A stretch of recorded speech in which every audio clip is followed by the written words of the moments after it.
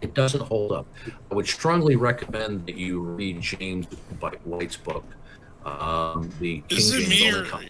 is Darth breaking? And Yeah, he's going also to there's dark. a book by the book on the King James controversy. Your by, mic's breaking up, Darth. You're All right, roboting I'll a bit. change Atheist in the house. Yeah, hello, Let him hello, back how you out. doing? All right, how about now? Welcome, Mark. Hey, how you Welcome. doing? Yeah. Are you ready to take the Darth challenge number 2?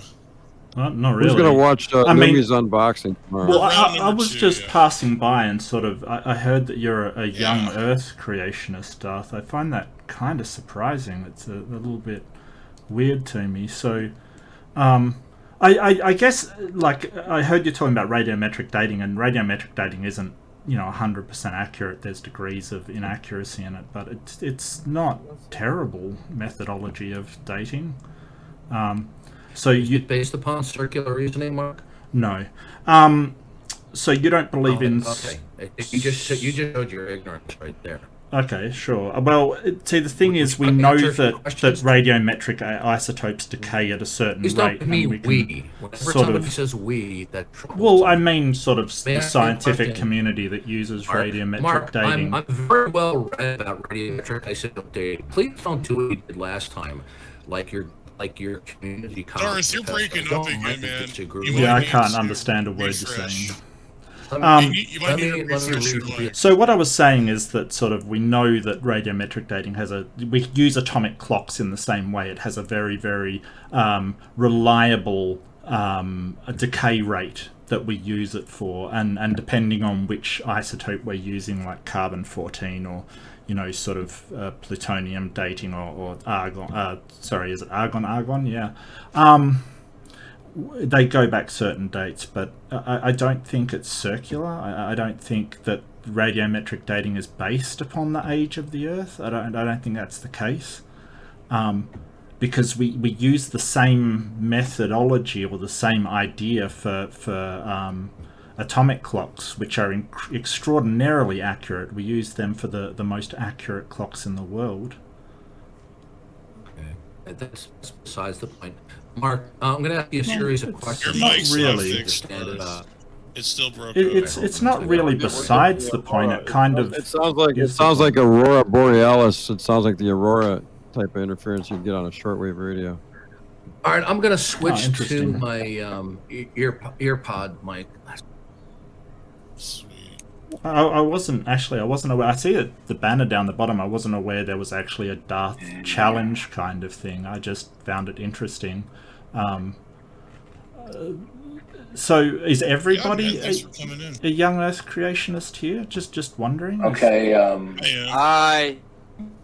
Okay. okay, how about now? Is that better? Yeah. It's better, but it sounds like it's far away, but it's still You better. like way better than you were before. You were in Oblivion before. All right. Yeah, that's Okay. better. Not roboting as much. Yeah. Okay, Mark, I'm going to ask you a series of questions, okay? Well, see, the thing is that last okay, time you said I should Mark, have refused the why questions. are you interrupting me? Well, because we're not going to do a repeat. We're not going to do a repeat that you did the last time. because I don't last mind time you disagreeing with accused me. Okay, last would time you you please was- stop to this. What, Yeah, we're not going to have so- a repeat of this again. like Mark, he did the last time. so he can convey his position, so you can critique it. Can you let Sure. him just present his points? Yeah, Well, okay. Okay, so he what doesn't we need to do ask is we me need questions to present his Praise, position. What we need to do is each person can speak uninterrupted for 60 seconds, and then after that, the I like other that. person can interrupt and interject, so it prevents one or both of us doing autistic community college lectures. I agree. Now- So every person has a minute to speak. How about that, Mark? Yeah, sure, So- that sounds great. Mark, I'm going to ask you a series of questions, okay? Well, you don't need to Now- ask me questions to make your position Okay, clear. Mark, listen, we're not, listen carefully, okay? I know you don't agree with me, but I'm going to tell you mano a mano, I'm not going to have a repeat of your same bad behavior that you did last time. Well, I okay? think my So behavior stop is being pretty rude. good, actually. Stop Um, being rude. Do Yeah, I? Hold on, Mark. Just let him get his questioning out so you can Well, respond. no, I just want to ask something first. Like, do I get to ask questions back and you'll answer Yes. them? Okay, Yeah, fantastic. No worries. Now, radiometric isotope dating is based upon several factors combined in order to get an estimated age, okay? One of them is the isolation of an isotope known as the daughter element. Do you agree with that? I believe so, yeah. The daughter element. Okay, yeah. and then the next thing is that they want to figure out what the half-life decay is of the parent element that decayed into the daughter element. Do you agree with that? Yeah. So, Okay. yeah, And they also have to have a putative atomic state of a parent element. Do you agree with that? a punitive state of atomic element. Putative parent element. I'm not sure Putative what you're saying. means asserted to be the case. Asserted to Okay. be the case. Yeah. Now, must the rock containing the daughter element be as old, if not older, than the putative parent element?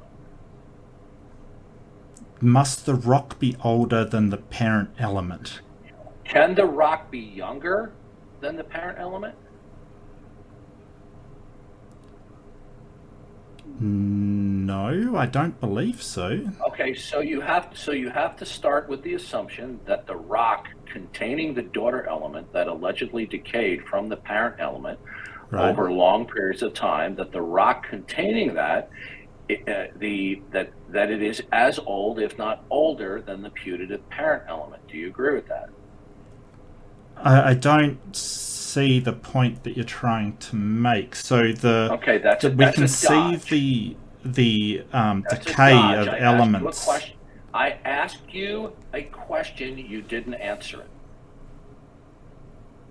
Which Do was you need me to repeat the question? yeah. Repeat the question then. Okay, yeah, because I articulated it very clearly, okay? Must the rock containing the daughter element that allegedly decayed from the putative parent element, must that rock be as old or older than the putative parent element? It's as old as the parent element. Okay, must it be as old or older than the parent element? Well, I mean, I suppose it could be older, and the parent element Right. was in fact the Now, daughter if of it was another younger, element. If it was younger, in fact, Hmm. unbeknownst to the testers, then the putative parent element, would their calculations be wrong? If the rock was younger, would their calculations be wrong? Is that what you're asking? If the rock was younger, unbeknownst to them, than the putative parent element, okay, that they're counting backwards to, would their calculations be wrong? Well, I think that if the rock was younger, the calculations and models that they created wouldn't work at all.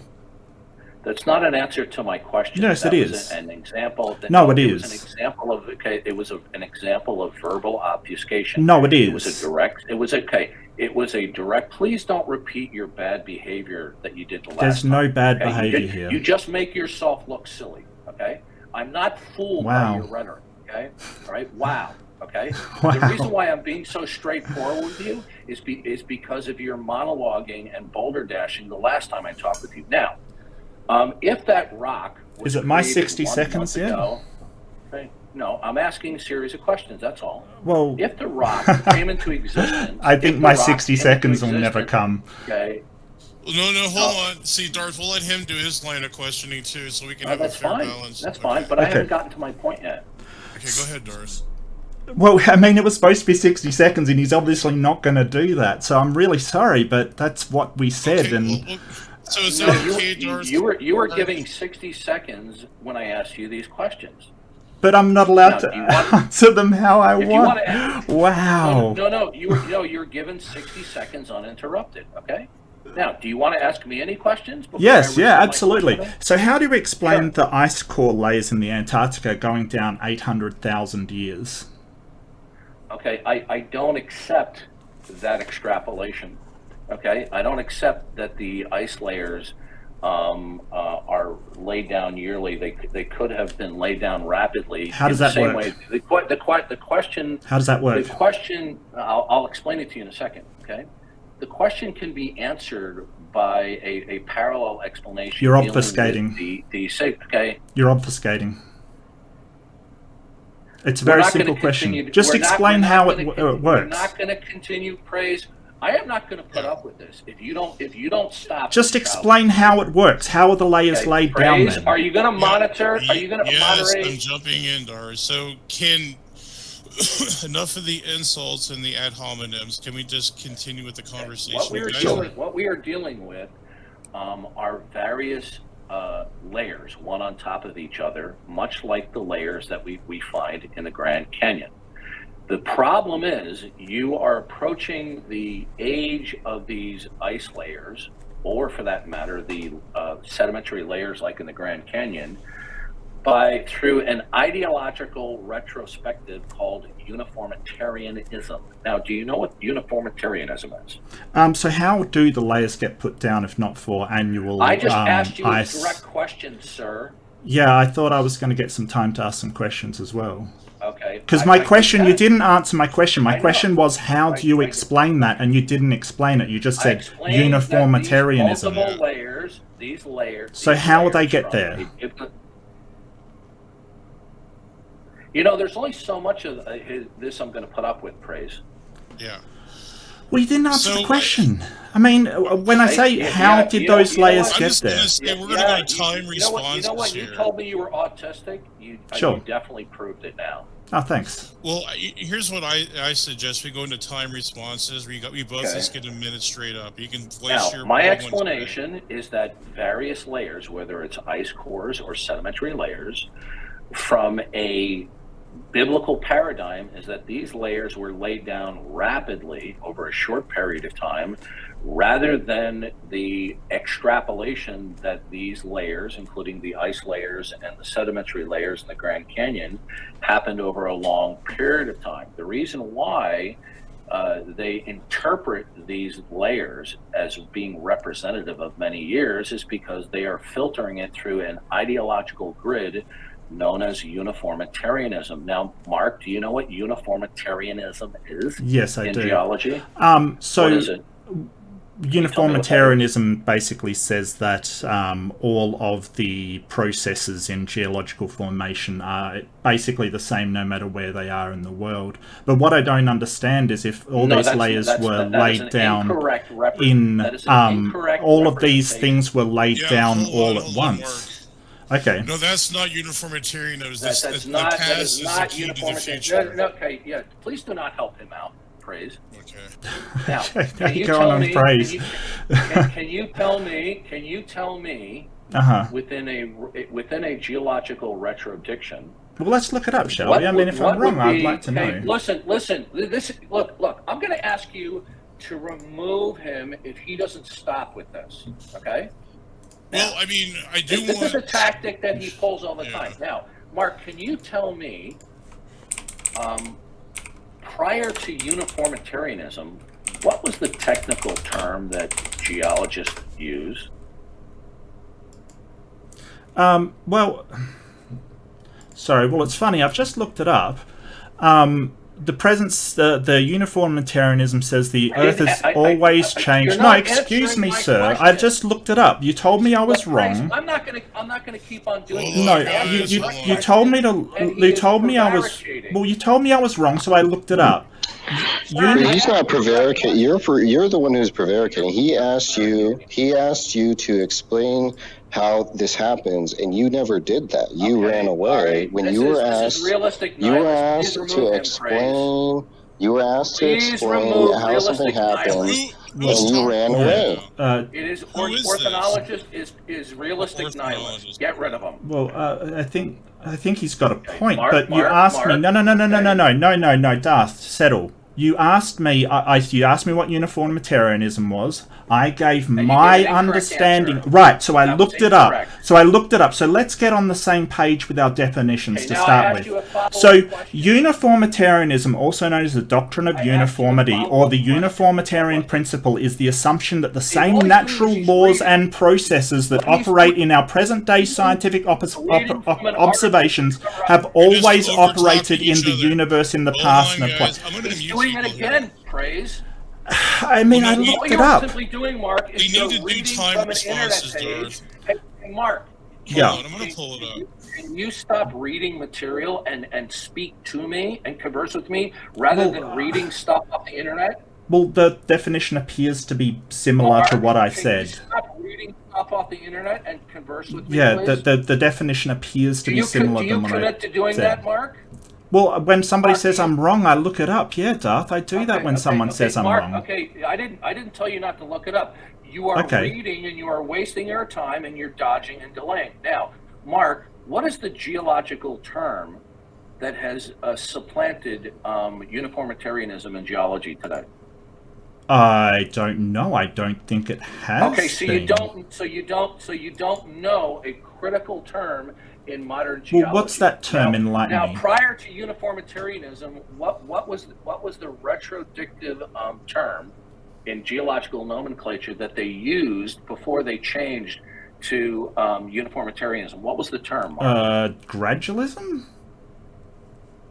No, it was called catastrophism. Well, I mean that's Okay. a religious No. stance. It's No, not really it in wasn't modern gradualism. geology. Uniformitarianism incorporates the notion of gradualism. I ask you, what was popular before uniformitarianism? What was the term? And you didn't know. The term Okay. is catastrophism. Okay, Okay? hold on. Give Darth Now, 1 minute. The fact and of the then, matter Mark is 1 minute. modern geology doesn't Right. even go by Darth, hold on. uniformitarianism. We're going to give you a It goes minute. by actualism, which is a mixture of Okay, start it, uniformitarianism start it. and some catastrophism. I'm starting it now, Darth. You get a minute. I'm going to let Mark get a minute to respond. So go ahead, Darth. Okay, so if the Earth was created 1 month ago, or 1 year ago, or 6,000 years ago, okay, what would that mean for the retrodictive calculations based upon the half-life? Would that mean that they are wrong? Would that This is your minute. You've got to keep making your points. mean they are? Unless you Oh, say your time well, I is mean, up, yeah. So I'm waiting for an answer to my question. Okay, so Okay, now stop it's it, Mark's stop turn it, now stop for it. his. Yeah. All right, now So, it's your turn. Go even ahead. if it was like created last Thursdayism kind of thing, we still know the decay rates for I that. asked you a question. We still know the decay rates for these isotopes, and they do decay at a constant rate. The idea that we can measure this and use it for accurate clocks isn't an aside or something completely unrelated. The fact is that we see these isotopes decaying right now at a certain Not answering amount. the question. Well, I mean, I am. It means You're not that addressing if the question. even You're if talking even past the if the universe was created, a certain amount of years ago, it would not invalidate the rate of decay for isotopes. It just wouldn't. That's not. That's You not the haven't question. answered. You haven't answered how the layers got there on the ice. You've just said, already "Hey, explained that to you. I did just uniformitarianism," and then you went off on a complete tangent. You didn't explain No, how I they did got answer there. you. Don't you recall what I said? I did answer you. Do you recall what I said? I don't recall any answer. How did the ice layers get Okay, there? I did give you an answer. Well, Do how you not was that? Remember it? Well, no, I remember So- you so bringing you- up so you- uniformitarianism. So you don't remember what I said? Does anyone? Anyone else? Okay. I'm asking you. Do you remember what I said? Does anyone else remember? Catastrophism. Okay. Catastrophism. No, that's not what I said. That's not what I said. Well, What I then said nobody was, seems to remember, Darth. I hold to, yeah, you know what? This is why it is so difficult dealing with you, because you're purposely obtuse. You don't Dealing know how to with have me? an adult interaction. Now, Okay. I answered the question. Wow. that I hold from a biblical narrative, okay, because I hold that the Bible is authoritative over every area that it speaks, as opposed to that the mind of men are the ultimate authority as to the interpretation of everything. That since the Bible lays out in plain language through the genealogies that the earth is young rather than old, then these layers were laid down rapidly rather than over a long period of time, and that it happened through the events that led up to the worldwide flood. In the worldwide flood, we would have had a massive geological upheaval resulting in numerous recurrent tsunamis, producing massive atmospheric changes and including a recurring flooding of the continents, producing many layers of sedimentary deposits deposited in certain places on the earth, and including numerous rainfalls producing successive ice layers in the north as well. Now, obviously, you don't agree with that. Now, I asked you a question which you did not answer. I will repeat the question that I asked. I said, if the earth was indeed created 6,000 to 7,000 years ago, would that make the extrapolatory calculations from the daughter element to the putative parent element, would those calculations be incorrect? No. Yes, they would. Yeah, you see, now you didn't understand the question. No, I did. I've already explained this. I've already explained this, that we've sort of monitored the decay of isotope over time. Yeah, you would have to assume. You would have to assume. Responses, guys. Can we get some order here? This is chaotic. I don't. I've got no problem with I'm that. going to time responses. Yeah. He's not understanding the issue. Nobody's respecting. How can explain to me this? Darth, if you're the not Earth respecting the 1 minute. were 6,000. Hang on, wait, time out. Hang on. Okay. If the Darth, hold on, time out. Would you get rid of Kevin, please?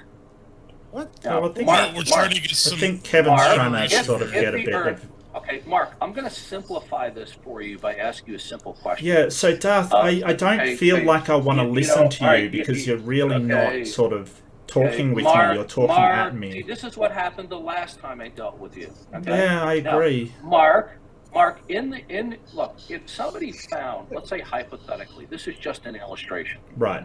Let's say Eve had found Adam's dead body the day after God created him. How old would he have appeared to her? I don't know how old Adam was. I mean, but presumably under 100 or so. I don't know. I just gave you the answer. You just showed that you don't listen.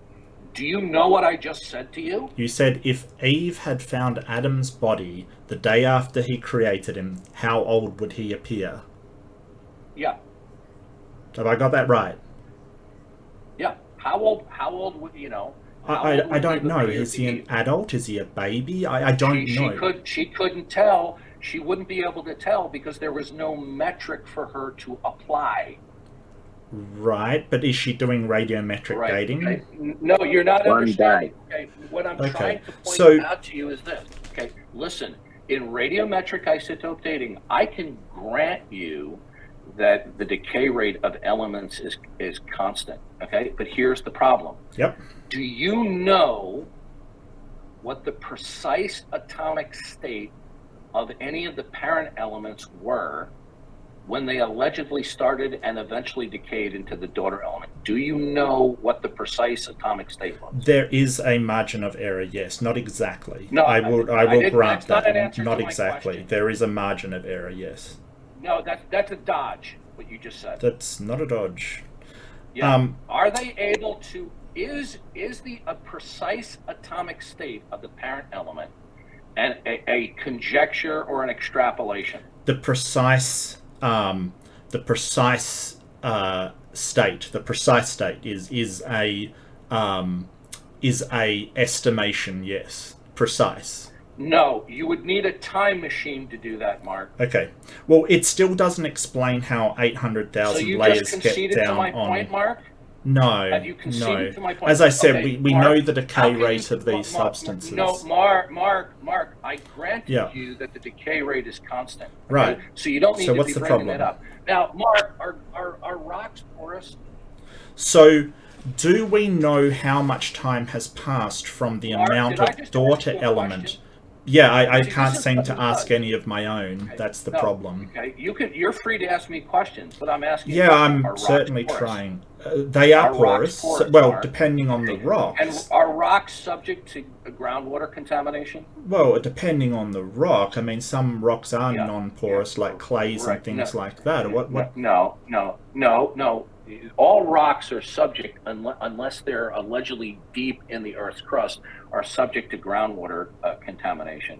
Now, can groundwater what? carry isotopes and Sure. contaminate rocks? Okay. Now They so do the factor fact that of the in, matter- though, That's Darth. right. Now here's the situation. Okay.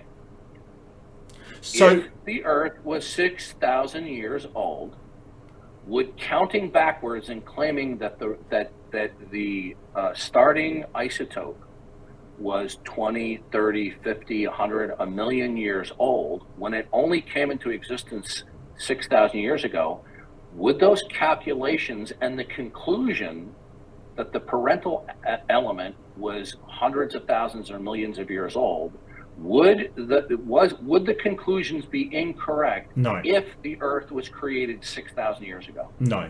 Because we can tell Okay, from you did the understand. amount You did of understand what I parent said. element and the amount of Well, daughter you're not element understanding, and the Mark. rate of decay, how much of the Mark. parent element has changed into the daughter element, the You're amount not- of you're time not that has listening. passed. No, I am You're not listening. listening. I just don't No, agree you're not. with you. And that's your No, you're problem. not You can't listening. handle You're anyone not not agreeing understanding with the you. issue. This Mark. is something. So, Darth, let Mark. me ask a question then. When are you I'm producing your paper on radiometric dating for Okay, the that- geologists that to have a is look at? That is a smokescreen dodge. No, issue. no. When are you There submitting your are- paper? No, there Darth, are- answer my question. When are you submitting your paper on Okay, it? listen, Are you not listen. submitting a paper? Do you not claim to know more than the I geologists don't who need to study do it? that. There are No. When are you colleges- submitting your Are you going paper? to stop this abuse? You're not answering my question, Darth. Are you Are going you to or stop are this? you not Yes, submitting a hold paper Are on you it? going to stop this? Wait, I do. guys, I'm let's do trying time to. responses. This I is think time responses was absurd, good. praise, and you sit idly by and you tolerate this. No, I'm trying to be fair to both sides, Darth, and like you're just not seeing it, man. I'm No, on it's your not that you're side. being fair. I think praise is being Mark, fair. Mark, But I'm doing a lot of there sitting are- and there are listening, and you geologists- won't answer there my are- questions. Okay, you know, I want to praise- do time responses, praise, you want Darth. me to I think that would be you for want the me to come best. back Do you here, not understand praise? what time responses Praise, means? Do you want And me if to the other come back person's here, time to talk, praise? shut up. Yes, I've already told you this, Darth. I'm Okay. trying to be on your Every side fucking here. time, This is happens just every awkward. fucking time, and you sit idly by and you allow this abuse, praise. You do this Yeah, every Praise. fucking time. What's the matter with you, man? Somebody put I mean, Darth do you in seriously timeout. want me to come This back? is terrible, This Praise. happens Darth, I every told time. you, Darth, yes, but you're too demanding, man. Then Show put a some. stop to this childish behavior. Darth, of this clown. can't you I- see I that? offered- Having an adult Stop. interaction. I Stop, offer Darth, time stop. responses, Darth. Okay, I all right, offer all right. it. You know what? Talk I've like just about had it, praise. I've Darth. just about had it. Stop, man. This is You one are of my out of long-standing control. Do you complaints not that I've understand had what a with you. time response is, Darth? Okay. Like, we agree with All your right, you know points, what? but You you know gotta what, do time praise? responses. This Yeah, is a I- dumpster fire, and it's all your thoughts. You're How? I'm trying to be fair to both of you. you're Pretty not obvious it's your fault, being Tom. fair. You're not being reasonable, putting up with his abuse. Okay. I said are time you responses, man. I'm moderation trying to give you time responses. I don't understand how I've Fuck abused is that? anybody. How have I goodness, abused anybody? I try to be as Mark, I don't agree with your points Mark, at all, Mark. He Mark, wasn't it's letting you okay. talk. We That all was saw it, that's man. not a It good way wasn't to your have a fault. conversation. sorry. What was that, Kevin? I couldn't I catch want to that. hear what Josh has to say too, because I want to see what his. I think Darth say that you were answering in the wrong way, that you didn't understand his question, and the way you answered proved that you didn't understand his question. He was going to try and clarify what his question is, because I mean his stuff's a bit complicated sometimes, but sometimes you just need to sort of try and listen and see what he was trying to get you to say, and then if you answer what he says, and then it'll progress on from there, and then later on you could have a conversation about it, I suppose. I don't know. Well, I think that's what he's doing. I don't think so, especially if I disagree with what he's saying. I'm going to say so. I'm not going to lie just to make the guy feel better. I'm sorry. Question, and if he does it, if you do it for him, and then later on you can say, well, I did it for you, so you can do it for me, sort of thing. Well, I did answer a few yes or no questions, but I actually, while I'm here, I got to apologise to Kevin, because we kind of got into it last time and a few insults were thrown, and I do apologise, Kevin, for my side of it, mate. I just wanted to say that. Is unfair to Darth? I'm trying to figure out how it was unfair to him. I tried to be as fair as possible to both sides. I think you were. I think that timed responses would probably be the best. It wasn't your fault. It wasn't Mark's fault. You just freaked out, man. He screamed. Did you hear that? Well, I mean, yeah. So the thing, so the mistake you made, Mark, was letting him get away, because he wanted to start to bring it down this sort of conceptual route about uniformitarianism or catastrophism or whatever the theory he has is. But the problem with that is you asked him a direct question which he ran away from and that you should have pressed harder. You asked him to explain the mechanism behind, like, if we assume catastrophism is true, you asked him to explain the mechanism by which that could happen. Yeah. And he couldn't do it. And he ran away. He kept talking about how you were dodging him, but he never answered that question. Instead, he decided to start questioning you in response. So what you should have done is say, look, I'm not interested in an...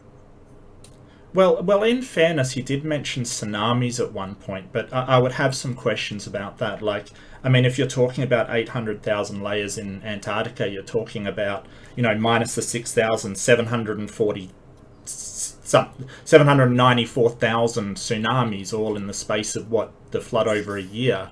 I think that's a little weird to say. Like, I'd like to know how that happened, because that's insane.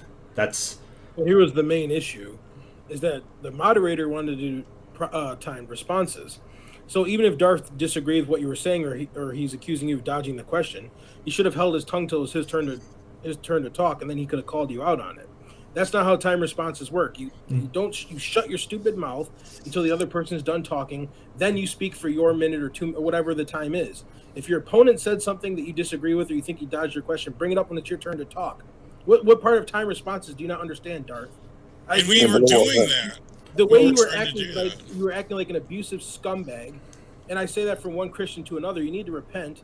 Learn how to, a time response means time's response. Yeah, no, me and Praise were trying really hard to do the 1 minute thing with them. Yeah, even Numi was trying to help out too. It was like, wow, I thought we were all trying to help out, man. Well, I'm sorry that it caused friction. It really wasn't my intention. No, it's okay, Mark. And I don't agree with you at all. I think some of your points are pretty stupid, but the way Darth was behaving is unacceptable. That's what makes civil society. See, I love that right there. Cheers, boys. Sort of what's the sentiment that I disagree with everything you say, but I'd fight for the death for your right to say it, right? Pretty much. Yeah. Right. We all should have a voice and express our opinions and ideas. But sometimes Darth says things in a roundabout way, and then he expects people to let him go in the roundabout way, to a convoluted way to get around to what he's saying. And if you wait, then you can see what he's saying. But sometimes I think, well, maybe the other person's doing the same thing and they're going around in a convoluted way to answer your question, and maybe you need to listen as well. I don't know, but sometimes he says stuff like that, and what he says is complicated. And sometimes he asks yes and no questions, and he does get the crap. He does get upset with that. Fair enough, because maybe he's trying to lead on to something, and then later on, you could do the same to him, and I suppose. But it's, I don't know. Sometimes it'd be interesting just to go along with what he says, and then the way he asks, and try to understand what he's saying, because he's prepared to explain it and try to understand it and try to have a conversation, because I'd be really interested to see where it led sometime, if we, because there's times when he doesn't agree with me, and that's fair, Jason, but you can't just stay silent because he asks you questions. You can't stay silent. Yeah, I know, but if you're answering and it's in the wrong way, and he comes along and he says, "Well, I'll explain what I mean," so maybe you didn't understand it, and then and then you listen again and you go, okay, well maybe I didn't understand that part, and then I'd like to just see where it would lead. I mean, sometime. I mean, I'm not saying to do it all the time. Like you have to just, bow and scrape and all that sort of stuff, all the time or whatever. But I just like to see where it'd lead to sometime. Well, look, Jason, I answer questions to the best of my ability, and I mean, I get things wrong. I may not be the best answer, but it's the honest one that I give, or at least I try to. Disagree all you want. That's cool. You know what, guys? I'm starting to get sick of walking on eggshells with Darth. I like him. I've learned a lot from him, and he's like a teacher to me. But this emotional abuse to me is enough. I'm starting to get pissed off. So, well, my brother in Christ, Darth Dawkins, spends a lot of time with atheists and deals with that. Honestly, Praise, like, who the fuck does he think? You have some respect. You know what I mean, Praise? Like, that's right. He's on my channel too. He understands that. Come on, Darth. That was pretty bad. I'm sorry. The hours upon hours with atheists jumping around topic to topic to topic. But I can see what his point is. Sometimes he's just trying to get someone to stick. Like often someone asks me a question, I go off on a tangent. Like you've seen heaps of times, and it pisses people off. What's up, Dave? What's going on, David? Start off when it goes off on a tangent. This is great, man. I'm gonna come in here every night. I love you, Praise. I want to know what the point of it all is. What's the argument leaning toward? Who has what's the verse? What's the argument? It's young Earth versus old Earth. It's, young Earth is true because we don't believe in monkey mayflowers. There's none mentioned in the Bible. Right. Just an evolution. Monkey Mayflower. Let me ask you a question. Monkey Mayflower.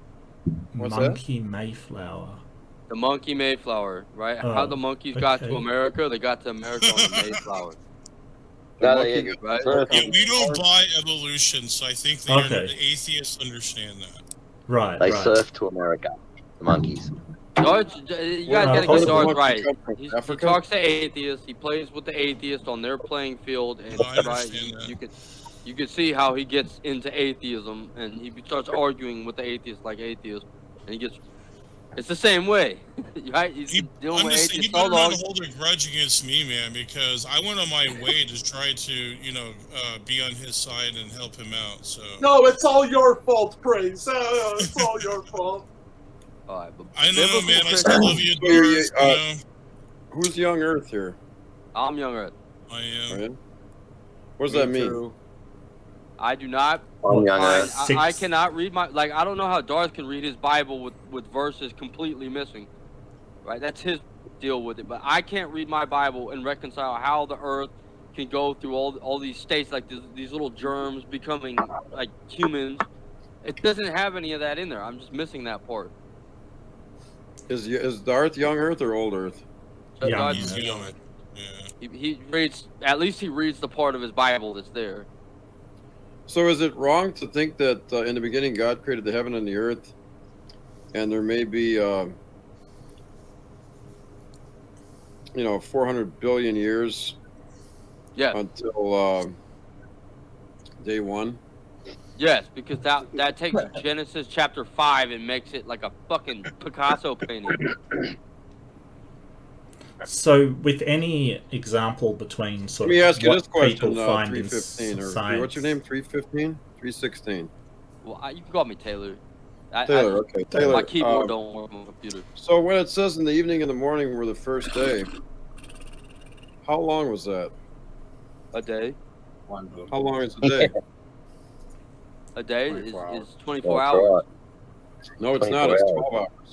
According to Genesis, it is. Split up the day from morning to evening and evening to morning, or whatever. You know what I mean? But they split it up. Where was the greater light that ruled? How do you figure it's evening and morning? Because God said, "I'll let the night, the lesser light rule the night, and the greater light rule the day." Day one, it wasn't even created yet. The lesser light to rule the night. I'm talking day one. Where was the greater light to rule the day and the lesser light to rule the night?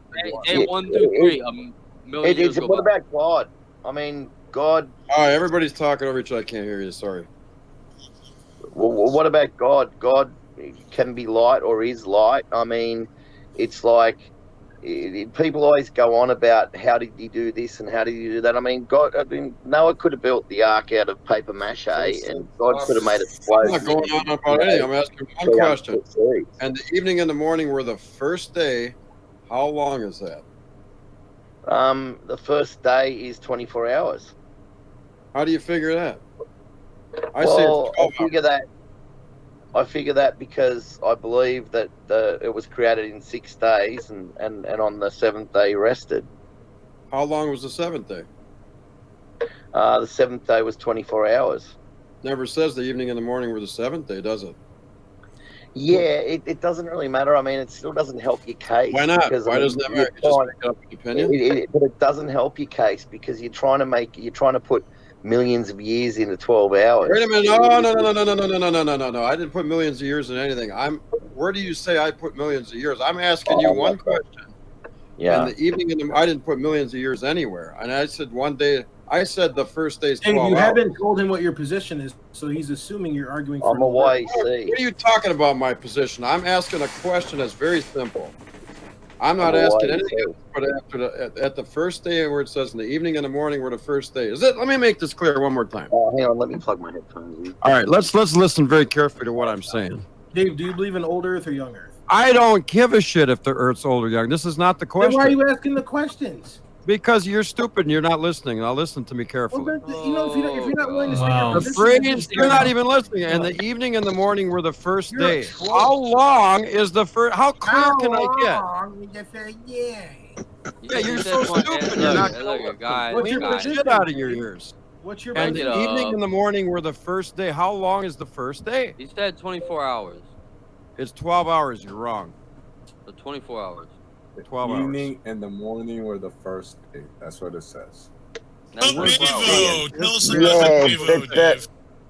Huh? 6 days of creation. Hey guys, 6 days. You know why creation. I know it's 12 hours? You know why I know it's 12 hours? Because Jesus said so. That's the day, though. He said the evening and the morning. I don't care what you think. Evening, guys. Go look at John 11:9 and read at this it. point. You're talking. Go look at John 11:9 and you tell Jesus that he's a liar.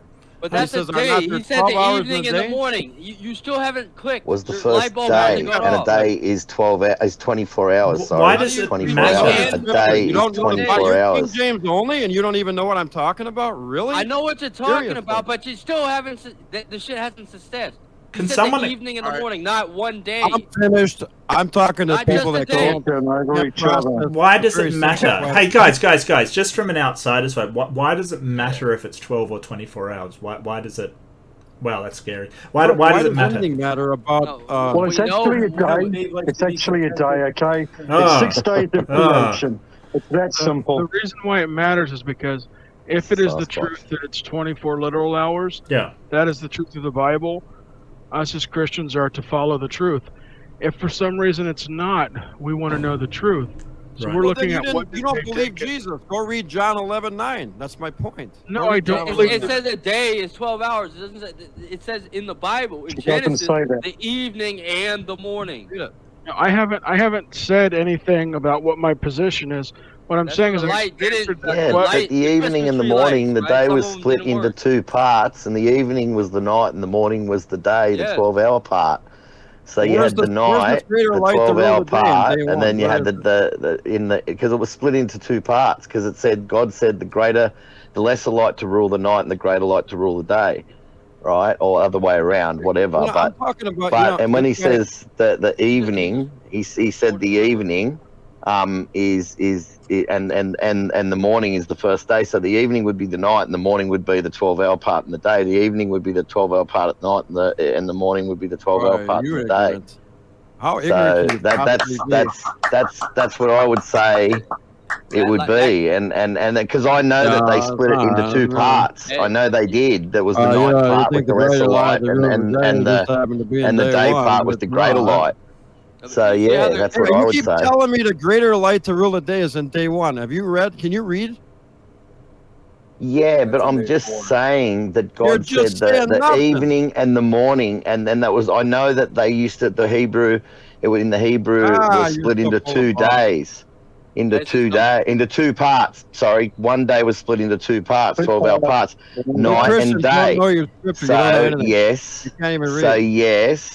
So yes, that's what it means. It means the first day. It means 24 hours. Well, it's more plausible than that because I actually quoted other scriptures that back it up. But it's more plausible than your interpretation, where it's only 12 hours, which means millions of years. I'm telling you what it says. Is that what you're getting to? What the book says. But what are you getting to? Lights don't work. I'm getting to you don't know how to read. That's why. He's got some of them lights not coming on. He still doesn't acknowledge that we're talking about at evening and the morning. He still thinks, oh, well, Jesus. I don't care. Today is 12 hours. It must be one. It must be. He's thinking narrowly. He's thinking narrowly. He's thinking narrow between the time of the evening to the morning, but he's speaking of 2 parts to the day, where you got the evening part, which is 12 hours, and then the morning part, the day part, which is 12 hours. I'm done with that question. So Jason, jerk off all they want to about it. Jason, what are we arguing here? What are we really arguing here? Look at that he believes in some sort of either oldest creation or theistic evolution.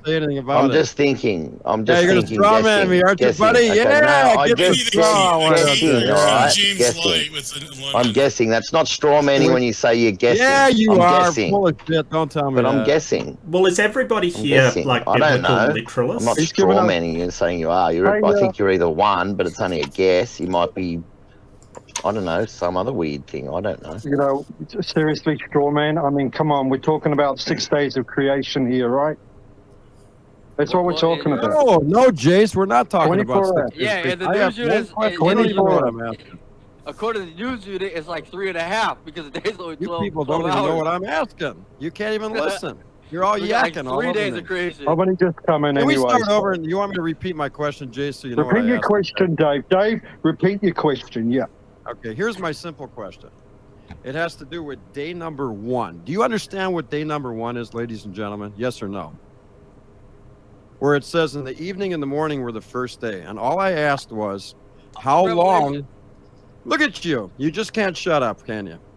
You got the evening and the morning, right? So we're good. Just let him speak. Let him finish his question. It's a simple question. Day number 1. Just let him say, then you know what we 1 is? could pick it It's apart not day afterwards. 2, it's not day 3, it's not day 4, it's not day 5, it's not day 6, it's not day 7, it's day number 1. You got that now? Well, news unit, can I try and steel man your position? First day. Can I try and steel man your position? How long was the first day? I'll tell you how long it was. Listen, I want to hear the question. Just let him finish. I think what he's trying to say is that evening was for the previous day and the first day started at the morning. Is that what you're saying? He's not really saying anything, bro. You can't even hear what I'm saying. No. The evening was the night because the Hebrews they split the day into 2 parts. The Hebrews split the day into 2 parts. Dave hasn't finished his question. Let him finish. All I'm asking is, when it says, and the evening and the morning were the first day, is that clear? Listen to this. And the evening and the morning were the first day. How long was that first day? 24 hours. 12 hours evening and 12 hours morning, day. So you think there's a sun night and 12 hours day. You think there's a sun in the sky, don't you? You really? It said evening and then morning, right? So in the morning, unless the sun comes up in the morning, then there's no morning, right? You don't know what the hell right? you're talking about. He didn't even create the greater light to rule the day until day 4. You don't know how to read. Exactly. You do not know how to read. Well, he said that, but whatever. Oh, you something else. I'm done. Whatever. But think about this. God is light. God is light too, and they always go on about how did the plants survive and how did this survive. I mean, James, I'll show you sometime what I mean because these guys can't listen. I know exactly what you mean. Done. He said he was done. He's not done. He's not done. He's not done. He's not. So there we go. You just hot air, bro. Yeah. Okay. Fine. Whatever. Believe what you want. You're supposed to be done. You said you were done, and all of a sudden you're not done. Yeah. Okay. Fine. I'm done. All right. I'm done. All right, Hey, the Genesis was Mark. written by Moses, and Moses was well aware of the fourth day, and that literally tells you what a day and night and a month and a year is. So Moses knew when he wrote that down. You didn't. That's the difference. Wow, are you smart? I just learned something. Of course, Moses Where'd you learn knew. this from? A Bavo camp. That's right. I went to. I'm the Hababo cult leader, and I got Kool-Aid for Numi tomorrow. Angry beavers. Are you ready, Numi, to drink my Kool-Aid? Hey, Mark, I've got a quick question for you. No. Yeah, mate. What's up? Okay, so you're talking about isotopes, right? Yeah. Now, the fact of the matter is, you know, from the perspective of observational science, no one can prove absolutely how young or old the Earth is, or the universe for that matter. That's right. There's only one dating. Okay, so there's only one dating method that is absolutely reliable. And that is a witness who doesn't lie, and that is the God of the Bible. Okay, well, I'm not sure that's the case. I haven't been convinced of that, but that they do factor in margins of error for radiometric dating because they can't get precise.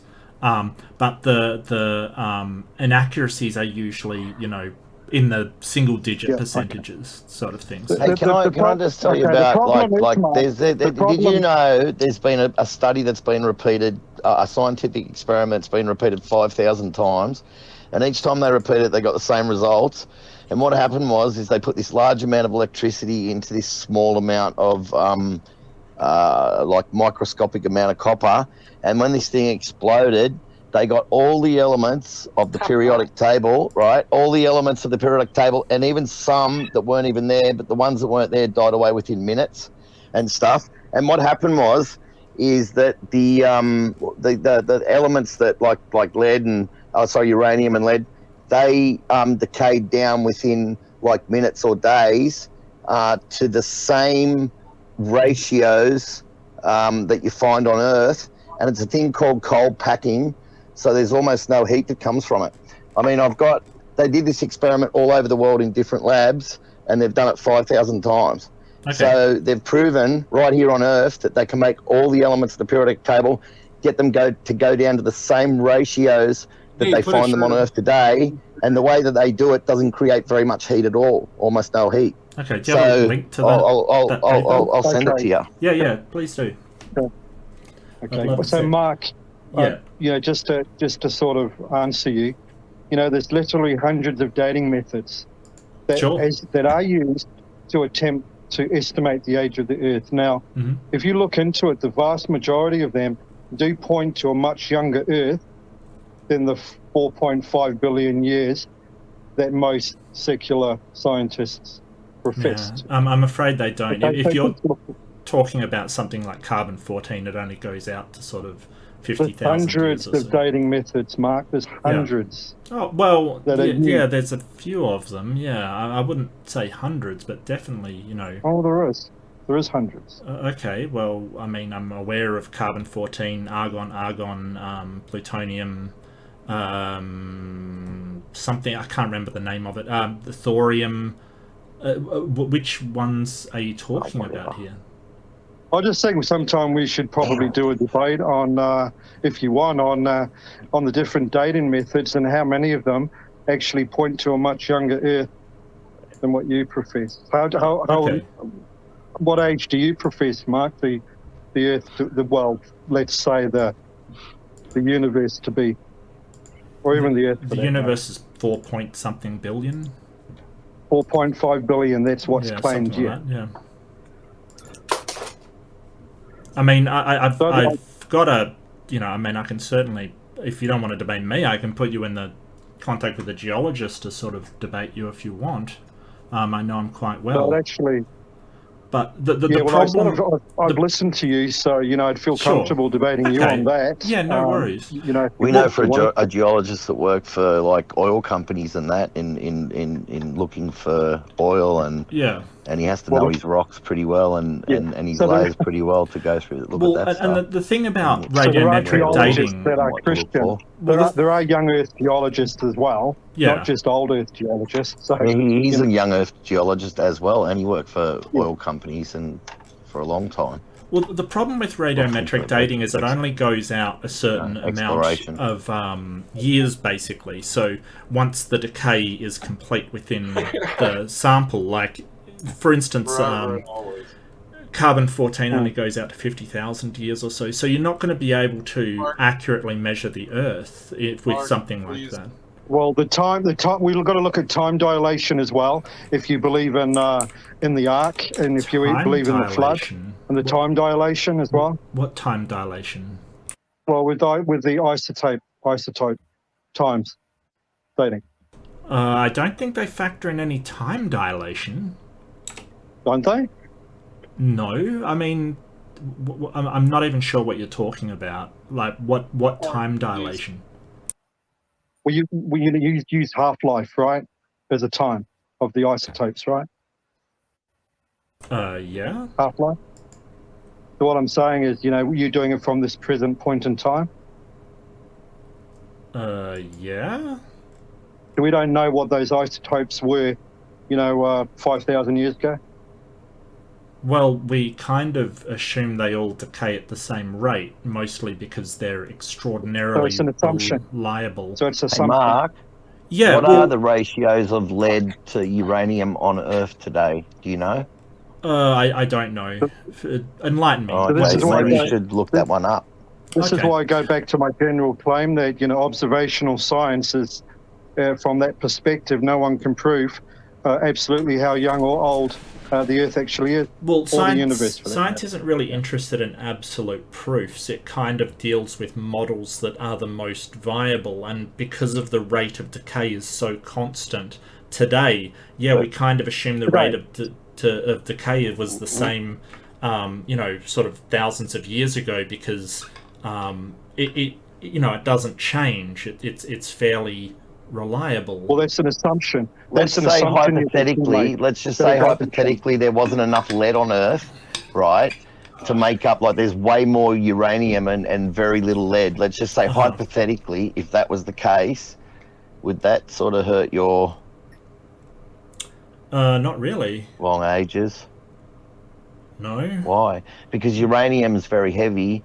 So if uranium was around from the beginning, it should have sunk down to the middle of the Earth. So why is it still up on the top parts of the crust where we can get to it and not sunken away and in large deposits? Uranium's got Australia's got 20% of the world's uranium, and we've got the best uranium on Earth. Yeah, it's because generally, super pure. Generally metals, even radioactive isotopes, don't sink through stone. Like, you do realise that stone doesn't just have things sink through it, right? No, but they sink to the bottom. Yes, it does. Yes, it does. Through if you stone. Have things that are heavy like lead, go get lead, and then go and get molten stone, and you put lead on it. The lead will sink straight down. Why is the stone molten? The stone will float on top of the lead. Why is the stone molten? Why is the stone molten? The stone that's under. The stone that's under. I mean, in the beginning, you say that the Earth was molten for hundreds of millions of years, right? Yeah, and a lot of this stuff was around at the beginning. So if it was around when the Earth was molten and it's that heavy, shouldn't it have sunk through to the center of the Earth? No, not necessarily, and it wasn't all molten. But I've seen what happens with stone. It floats on top of lead, like if you molten stone. Stop it, Jason. You're being ridiculous. Yeah. So I've melted lead and seen it. Yeah, the lead isn't melted. And things for fishing. No one's watching when you're melting lead in the shed back there. No, for making fishing sinkers. I used to make my own sinkers. Well, be careful. Lead you is have little dyes. You can buy those poisonous. dyes. They say buying them because they're really expensive to buy individually. Oh, so Jason, mate, don't melt lead in your shed, mate. That's really dangerous. Like, lead's, you can get lead poisoning. I know how to do it in an open area. You don't breathe it in. You wear a mask. Okay. Look, don't tell me, all right? I used to make sinkers, my own sinkers, because it was a lot cheaper that way. So it's as simple as that. So anyway, I know about lead, and I know how dangerous it is, and I knew back then, and I know how to handle lead and melt it. I've been doing it since I was a kid, and I was taught by my uncle who was in the army and stuff like that, and learn all these things. So, you know what I mean? Like, you know, no, it wasn't a danger. It's just that I've seen that rock will float on lead. If you go and melt lead and then put a rock on it, it'll float on it. This guy knows his lead. I wouldn't be melting lead in my backyard. Hey, Mark. Why is it that something as heavy as lead, like uranium, is so if you put down solid stone, if you put down solid stone and then put some lead on top of it, does it sink through the solid stone? Oh, yeah, you like it. No, but in the beginning, that the whole Earth was molten, it wasn't, and all that all stuff molten. was supposed to be there from the beginning. That's yeah. Hey, Mark. You know, we're talking about decay, right? Have you ever done a study on helium and radioactive rocks? No, I've never personally done that study. No. Okay, so that's just one rate of decay, and when helium diffuses, it actually supports an accelerated nuclear decay, so it actually speeds up over time. So, which actually supports, you know, that the Earth is actually young. That particular. I don't think they use experiment. Helium for measuring the age of the Earth. I don't think that's what they use. I think they use stuff like they do thorium and uranium and things like that. Helium. Yeah, they do. They actually do. They actually, they actually work out the age of the Earth, which is estimated by its helium content. So they actually do. Even through the Earth's atmosphere, the age of the Earth's atmosphere is also estimated by its helium content as well. So these are experiments that they do use. Yeah. I think they do atmosphere by helium, but I don't think they do the age of the Earth. Yeah, they do. They do a helium diffusion rate that actually supports accelerated nuclear decay, which shows that the rate of decay is not constant. Okay, well, can you get a paper on that? Yeah, sure. I don't even know how to get hold of you. How do I get hold of you? Do you have a website, or do you have a... Yeah. I mean, I can shoot you my email address, but I really would like a paper on that. As far as I know, I mean, helium's the only helium that we have on Earth is produced by fusion in stars. So hydrogen atoms fused together. I can send you something. I can send you something on it. Okay. These are just examples. You've got the Earth's magnetic field as well. That is actually young, and that can be proven. So, do you want to throw a link to it in the private chat, and I'll check it out? I could do. Yep. Hang on a minute. Yeah. It's just very difficult for me to do at the moment on my phone, but... gotcha. Okay, give me a sec. I'd love to talk to you some more on it, for sure. Yeah, sure. Now it's my turn. Mark, how you doing, Mark? Yeah, good, mate. Yourself? I got a question for you tonight. Yeah, sure. Are you single? No, I'm married. Oh, you're taken, eh? Yeah, I'm married. That's too bad. I've been with her for, 27 years now or so. You're hot, man. All the ladies out there, he's taken. So everyone wants to know in the chat. Thank you. But yeah, I'm definitely have been married. She's loved my life. Best put a friend. name to the post too, Mark. Not according to Kevin. Why? What's Kevin saying? What? Okay. Kevin called you a shaved testicle. Oh, okay. Well, yeah. This is a turn into the lions. I could cause any trouble. I still could be a married shaved testicle. Hey, Jay. Yo, Jay, it's good to see you, man. Yeah, it's been a while. I'm glad you came in here. It's been a while, man. Long time no see. Yeah. Yeah, good. It's refreshing. And how's XO doing? I know that he was kind of going through something there, but I hope he's all right. Yeah, no, he's okay. He's all right. Good. He's fine. But just me is me, XO is XO. So as long as we get that straightened out, it's all good. Yeah. So what I want to ask you, Jace, or anybody really, was sort of with the biblical literalist position, you sort of will believe the Bible over like, what kind of evidence would convince you that that's wrong, or is there no evidence whatsoever that anyone could possibly produce? No. Do you mean evidence that the word of God is wrong, or just evidence that there's no God, or what evidence are we talking about? I'll leave that up to you, because I mean, some Christians feel like, say the Earth is old. Just say we prove that the Earth is old beyond any shadow of a doubt, then that defeats God. But other Christians don't think so. So I'll leave that judgment up to you. But would there be anything that convinces you that the 7-day that the Earth is older than the 6,000 or 6 to 10,000 years I sometimes hear age of the Bible? Like, is there anything that would convince you that that isn't right? No. If you can find scientific evidence to support an old Earth, and then you can show me in the Bible where it actually also supports an old Earth, then obviously I would look at it. But I've yet to find it.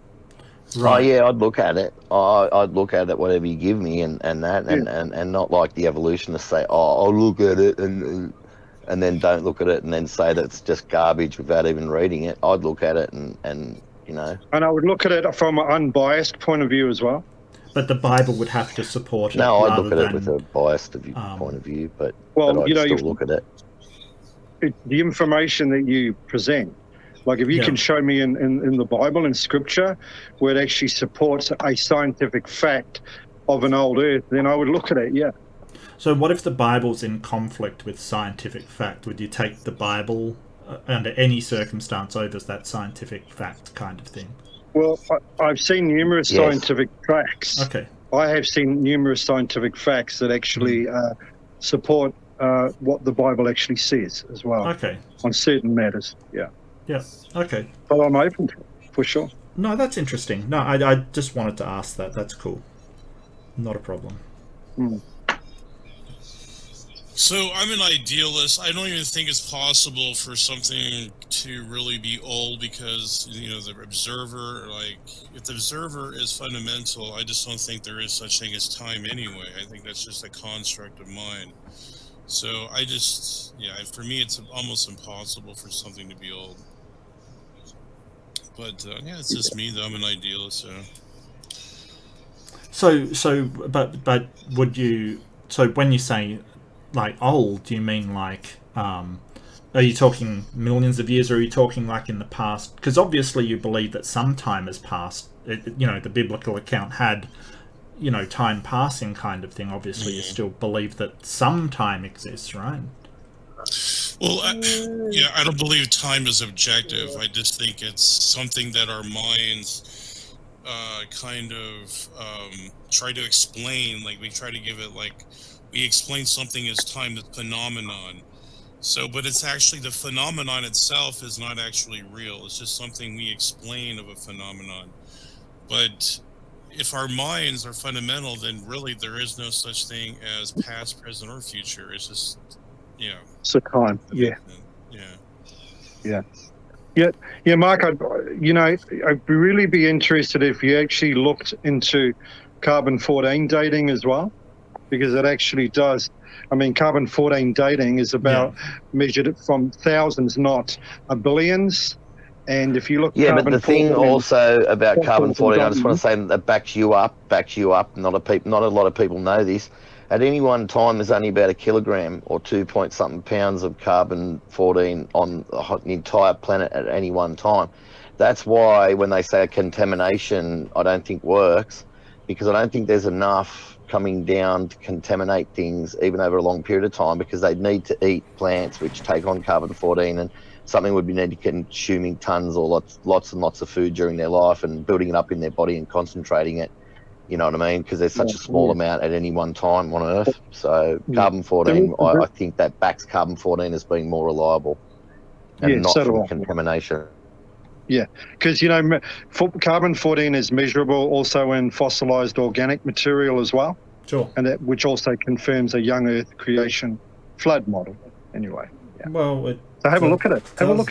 You might be surprised. Carbon-14 can't go back. Like, once you get past 50,000 years or so, carbon-14 is useless for dating. It's why we don't date anything further back than that. Well, that's why it's that's right. 90,000 years at the most. Yeah, it's done in thousands, not billions. Yeah, right. Yeah, 90,000 is at the most. But what I'm saying is, it does show evidence for a recent global flood and a young Earth. It does show evidence of that. No, I don't think thousands it does. Not the papers I've read and the geologists I've spoken to. I don't think it does. Okay. Have you got any points, Mark, like from those geologists that say why it's contamination or something or whatever? Yeah, I mean, it would be good. Because we've kind of put a lot of carbon into the atmosphere and things like that. But they're aware of that. It's just once the half-life of carbon-14 is so low that once you get to a certain point, it'll all come out at the maximum date it can go to.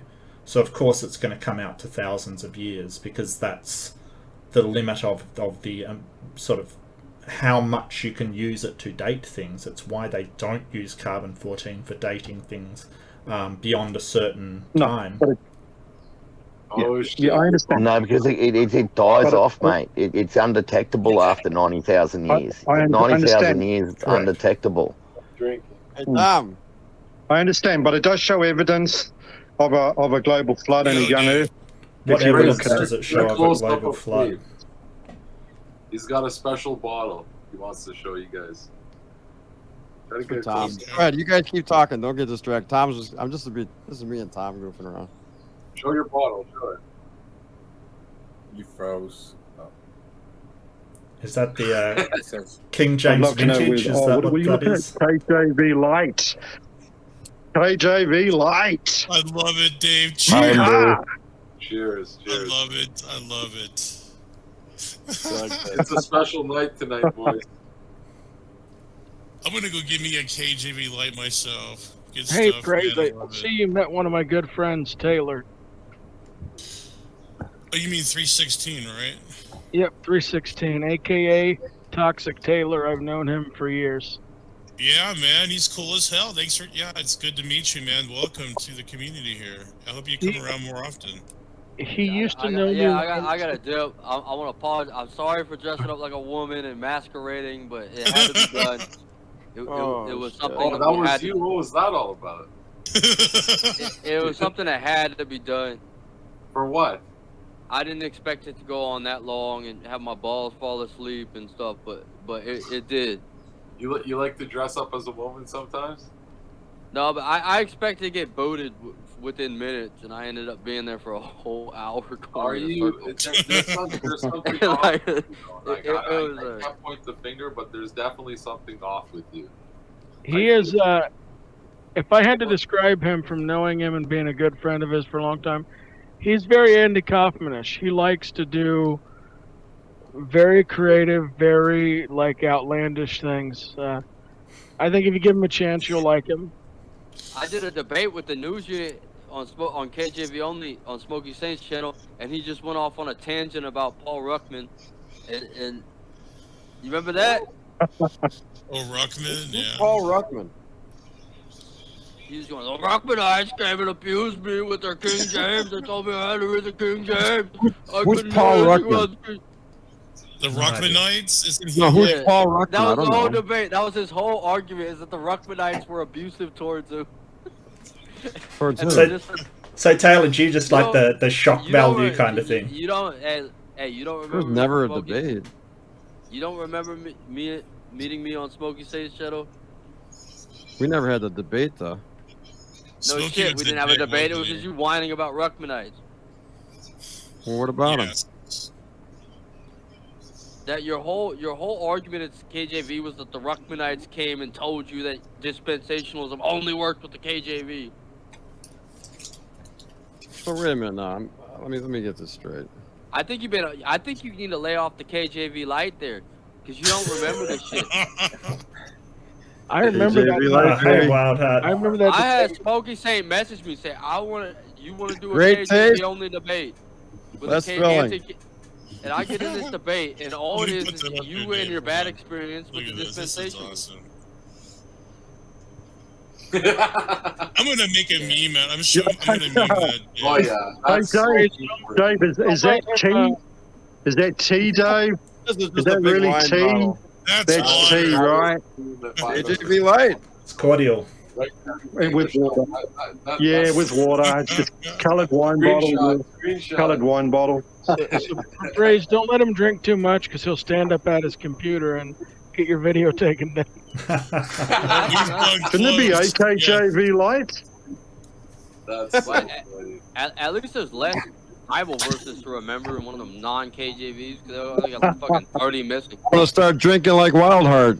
Oh God! Now this guy. Oh no! No, Wild Heart's all right. How you doing, Wild Heart? Wild You Heart, feeling well, man? Hey, Wild Heart, did you get to the hospital on time last night? Did you get to the hospital on time, Wild Heart? No, I got arrested instead. Did you get to the hospital? Oh, that's a way.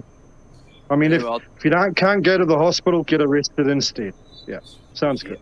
Were you okay? AJV Did you have someone to look after you, kind of thing like that? You're all right, man? Sorry? You okay? Did you get charged? Did they charge you? Did they charge you with delinquency or anything like that, Walhart? No, it was a breach of the peace. Breach of the peace? Yeah, I tried to knock on my mother's door at 1 o'clock in the morning, so they had me arrested. Walhart, what the fuck are we gonna do with you? What the fuck? Well, I hope everything turns out well, mate. Why were you knocking on your mother's door, huh? Little booze, little tricky? Is that what you're going for? Yeah. Tricky? Yeah. My man, you have to. You have to ration. You have to ration your alcohol better, my man. Like you can't keep doing this shit. Getting arrested, fucking swallowing yourself, pity, getting drunk, I don't know, man. Just full house. Look at that. Hey, Wildheart. In intermission, when you're drinking, have an intermission and read those Bibles Dave sent you. Actually, you know what? Wild Heart. You did a good job preaching to Rob Reid today. I got to give you kudos. I heard that too, Wildheart. Wild Heart is taking a stand. He's took a stand for the King James Bible. You should play that. You gotta go find that clip in there. Why? What do you say? Isaiah 45. Yeah. Did it feel good, Wildheart? Did it feel good? God created evil. Tell us, Wildheart, about that verse. Go ahead. Isaiah 45:7, man. Yeah, it says in the Bible that God created evil, and there were several people arguing that God didn't create evil. But then went on to say the Bible is infallible.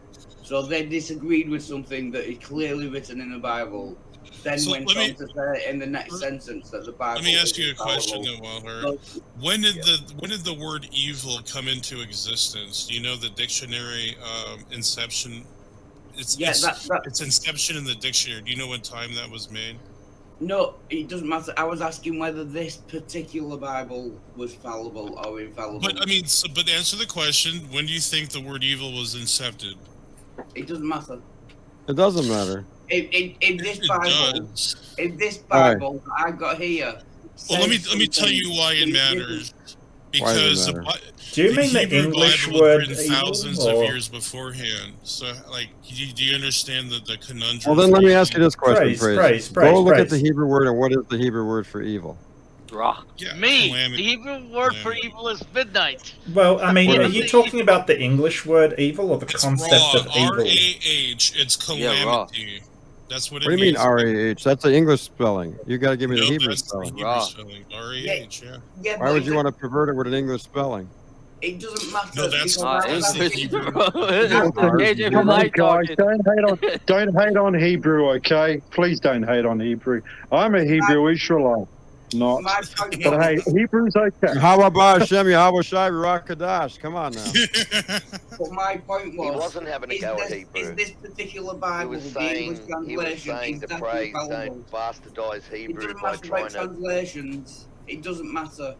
I was asking, is this particular Bible infallible? You can't. No, that's just the English translation of the Hebrew Bible. You cannot disagree with something in this particular Bible and then go on to say in the next sentence that it is infallible. Words take on new meaning. You don't understand how the formation of words work.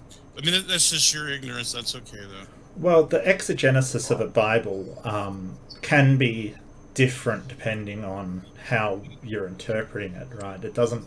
It can be interpreted differently.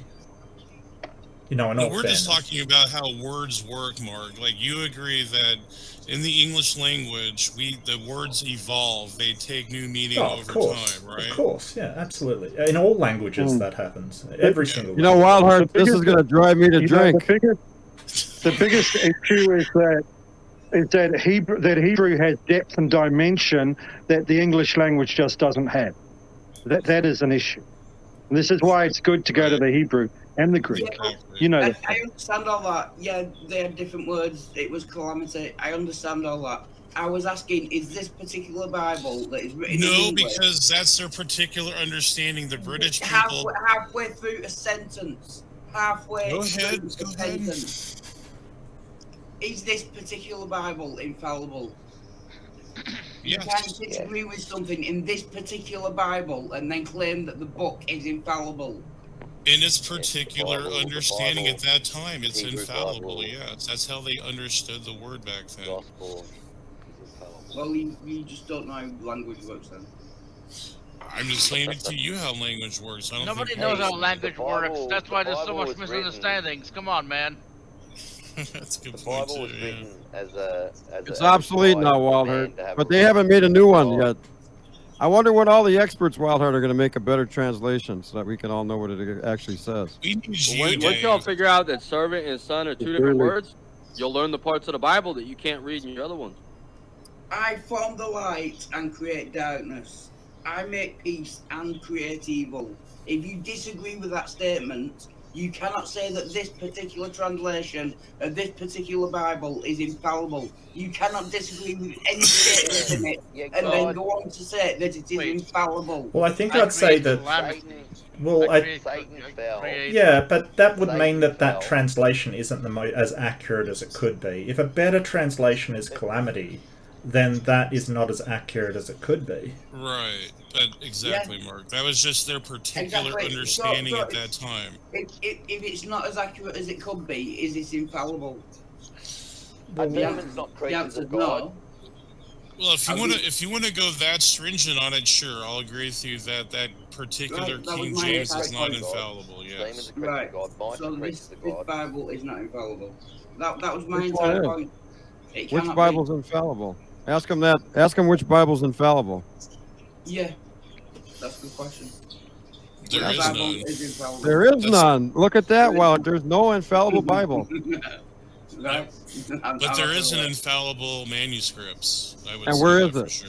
Where is it? The Dead Sea Scrolls. We can go to all the different manuscripts we have. Well, how do you know they're infallible? There's a lot of different. There's a massive amount of different manuscripts. Yeah. How do you know they're infallible? Textus is really good. How do you know they're infallible, Praise? How do you tell that we they're have Greek infallible? lexicographers that have laid it out that are so the bottom line, Wildheart, is we don't have it.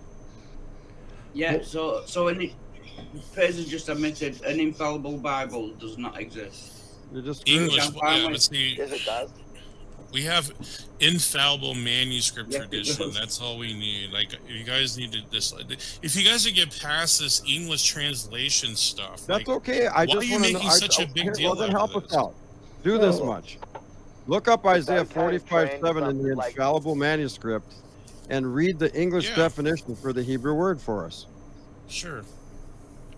Get this, Wildheart. Watch this. Well, I guess my problem... baby. I don't have a problem with, like, the translation. My problem is, how do you know the original is infallible to begin with? Like, what's your basis for that claim? That it's textual criticism. That's our basis. Textual criticism. Isaiah 45:7. So it says that I decide that no book is actually infallible, and every book is is subject to revision and interpretation. Sure. What's OHB? This is interlinear. So this is like a Hebrew interlinear. Yeah, but is it the actual Texas Receptus? Yeah. Well, I mean the Texas Receptus you want? Not the Texas Receptus. It doesn't matter. Well, which one is the underlying text of the King James version? Yeah, this is the Student. Is this the one that's infallible? Yeah, this is the Hebrew manuscripts, guys. Okay, so that's infallible. All right. So you're looking at the infallible manuscript, Wildheart. That's good. Again, I don't have a problem. It's nothing to do with religion.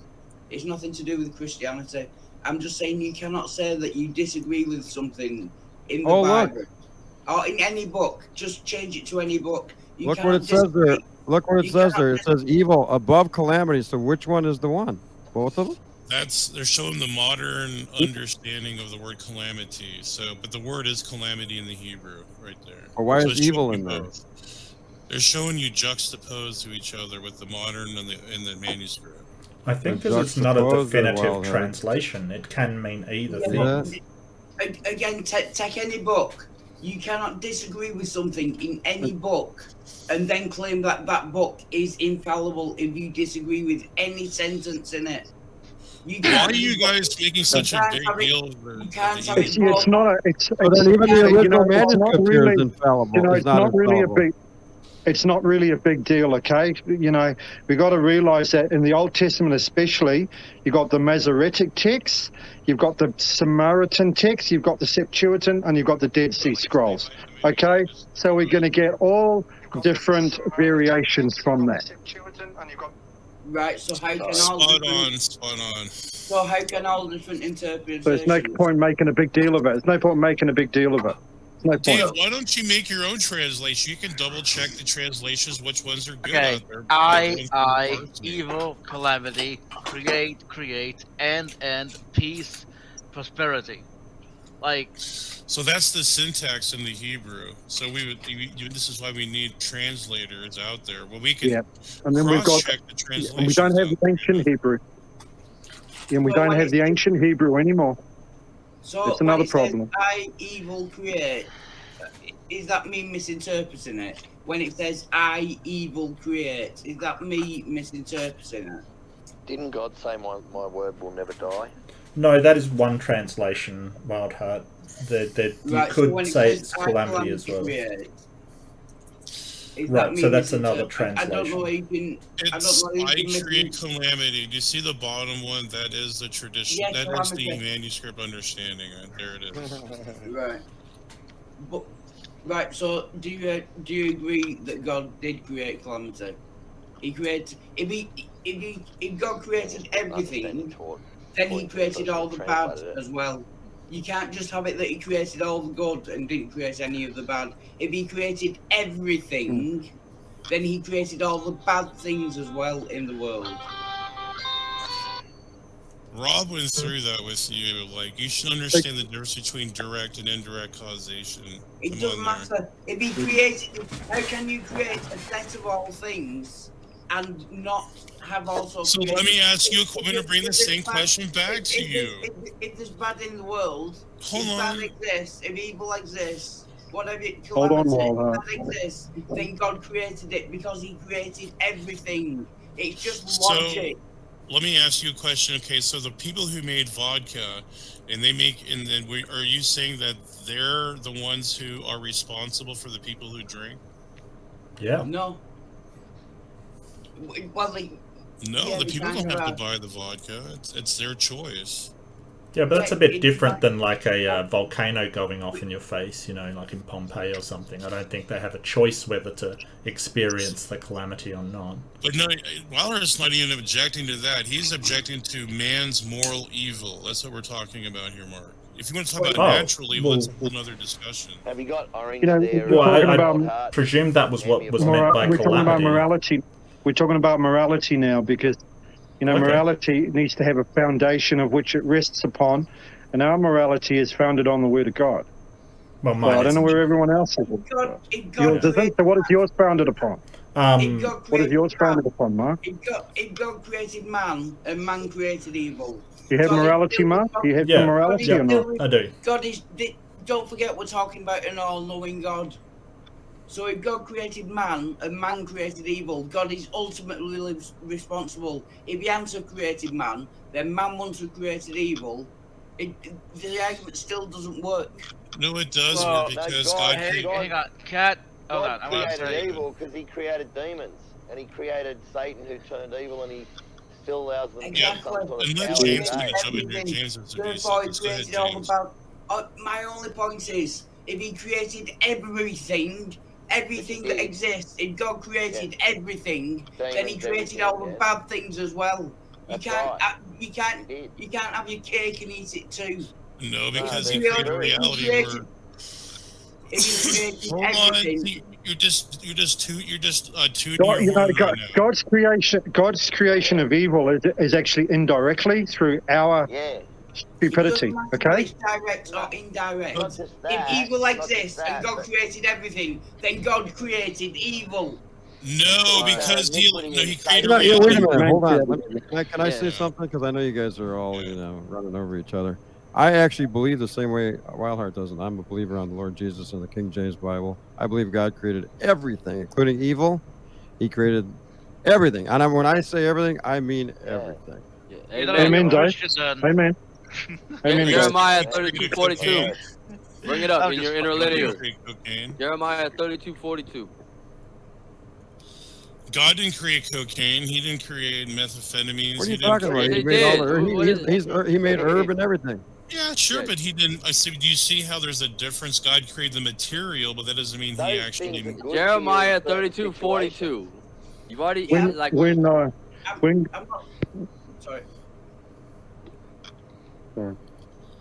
But God must have made these components to these things, knowing they can put. I'm saying that if God Thanks, created Wildheart. everything, if he created the universe, he created everything in the universe. So if evil exists in the universe, God created it because he created everything.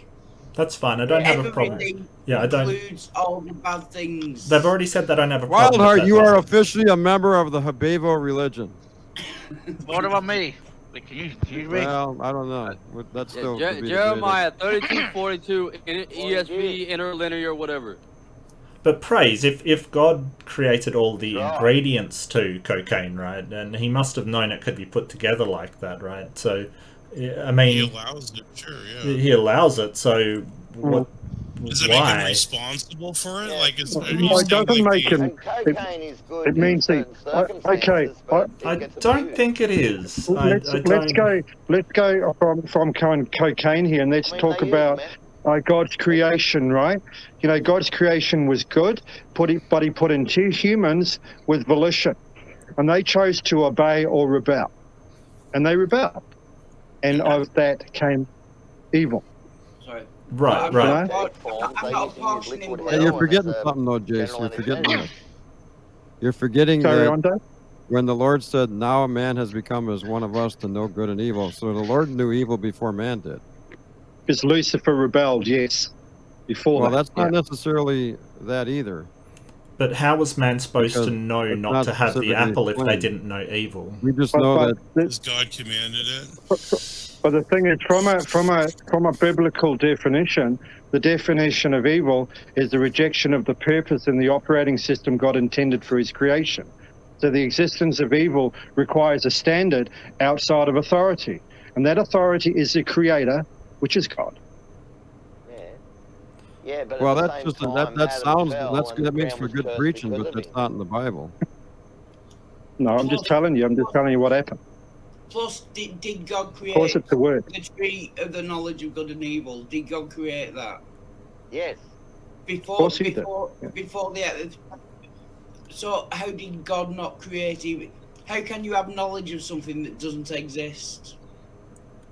If the knowledge of good and evil existed, then that must mean evil existed, or else you couldn't have knowledge of it. How do you have knowledge of something that doesn't exist? Well, God that is impossible. Of everything. That's really correct, Wildheart. That is correct, Wildheart. I agree. Sounds like no one's disagreeing with you, Wildheart. Without the wisdom to know how to use it properly is a dangerous thing. But, you know, evil came out of evil. Evil was born out of rebellion. Okay. if you look at it from a biblical perspective. The tree of the knowledge of good and evil existed before Adam and Eve ate of the tree. Right, so the tree existed. How can you have knowledge of evil if evil doesn't exist? So evil must have predated Adam and Eve eating from the tree. Correct. Therefore, you know, Wildheart, you know the Bible better than Christians do. That's why I got you that Bible. Because I knew you'd be teaching them. Hey, written on his heart. Okay. I'm gonna make a prediction. Before the new year is here, Wildheart will be a Christian. That's right. It doesn't mean these guys aren't saved that are Christians, Wildheart. It just means that they're off on all these different tangents with doctrine. They haven't learned the way of God more perfectly. There's only one tangent, and that is the Word of God. Hey, Wildheart, you're gonna be a Christian, aren't you? No, He's gonna be Habevo. You're gonna be Habevo. Wildheart, would you join Habevo? What's that? Sorry, I don't know how that works. My religion, Habevo, Holy Bible authorized version only. No, because you don't want the infallible book. Come on, I appreciate you sending me those Bibles, but I know. I'm just Bibles also have problems with them, so I can't subscribe to a religion. Yeah, I mean, I understand your objection there, but as far as your evil complaints, we'll get back to the main thing. Yeah, I kind of want to respond to Wildheart's evil objection. So, if God created a reality where good can overcome evil, then what is your problem? It's not about whether he can overcome it. I'm saying, did God create evil? If evil existed before humans, you can't blame humans for evil existing. That's exactly it clearly did. Well, when did Satan fall? Before Adam, Yeah, before Adam. Hold on. From what I'm just probably. Can you hear me? Yeah, midnight. Yeah. Okay. From what I remember, I know there's different retellings of it. What I remember is that Satan fell right after humans were created, because God is like, look at humans, worship them, and Satan is like, fuck you, bitch! I'm the perfect being in the universe. Why should I worship them? They're beneath me, and that's why the rebellion happened, and he lost, and that's why he got sent to Earth. But isn't that Islamic doctrine that says that God said to Adam to lie prostrate? I don't know. I was just saying what I heard. Like one of the stories I heard over the years. That's wrong. I think that's the Islamic doctrine. We're talking about evil here, right? And the question is, did he create evil? But the way we've got to look at it, I suppose, is that he allowed it. Okay, he allowed evil. If he didn't, he wouldn't be sovereign. Okay, so God's purpose was to create a world which was all in its fullness. Right. And that is including him allowing evil to exist, Wildheart. So he allowed it to exist. Right, so evil does exist, you agree with that? Can we go through He allowed it to exist. He didn't not about him creating it, it's about him allowing it, yes. Yes, can we go through this point by point? Does evil exist? Sure. Yes, it does. Yep. Yes. Who did create evil? Agents. Rebellion. Rebellion. Creatures. Well, Wildheart, evil. Rebellion allowed evil. Evil is a moral evaluation, Wildheart. So any agent is capable of immoral behavior. Yeah, I know. I'm trying to. From a biblical perspective, it was rebellion, Wildheart, that caused evil. So evil exists. Did anything? Agents created evil. Which agents? The angels. Right. So the Satan, angels created evil. Adam and Eve. Adam and Eve. So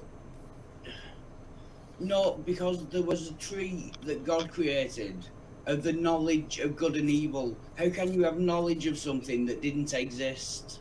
That is impossible. Well, if Adam and Eve created evil, how can there be a tree of the Okay, so Wildheart. So when you're talking about the knowledge of a moral evaluation, right? So if you're saying how do we evaluate knowledge, having the knowledge of evaluating a moral versus immoral act isn't the same as an immoral versus moral act, right? Usually the evaluation is separate than the actual acts that you're evaluating.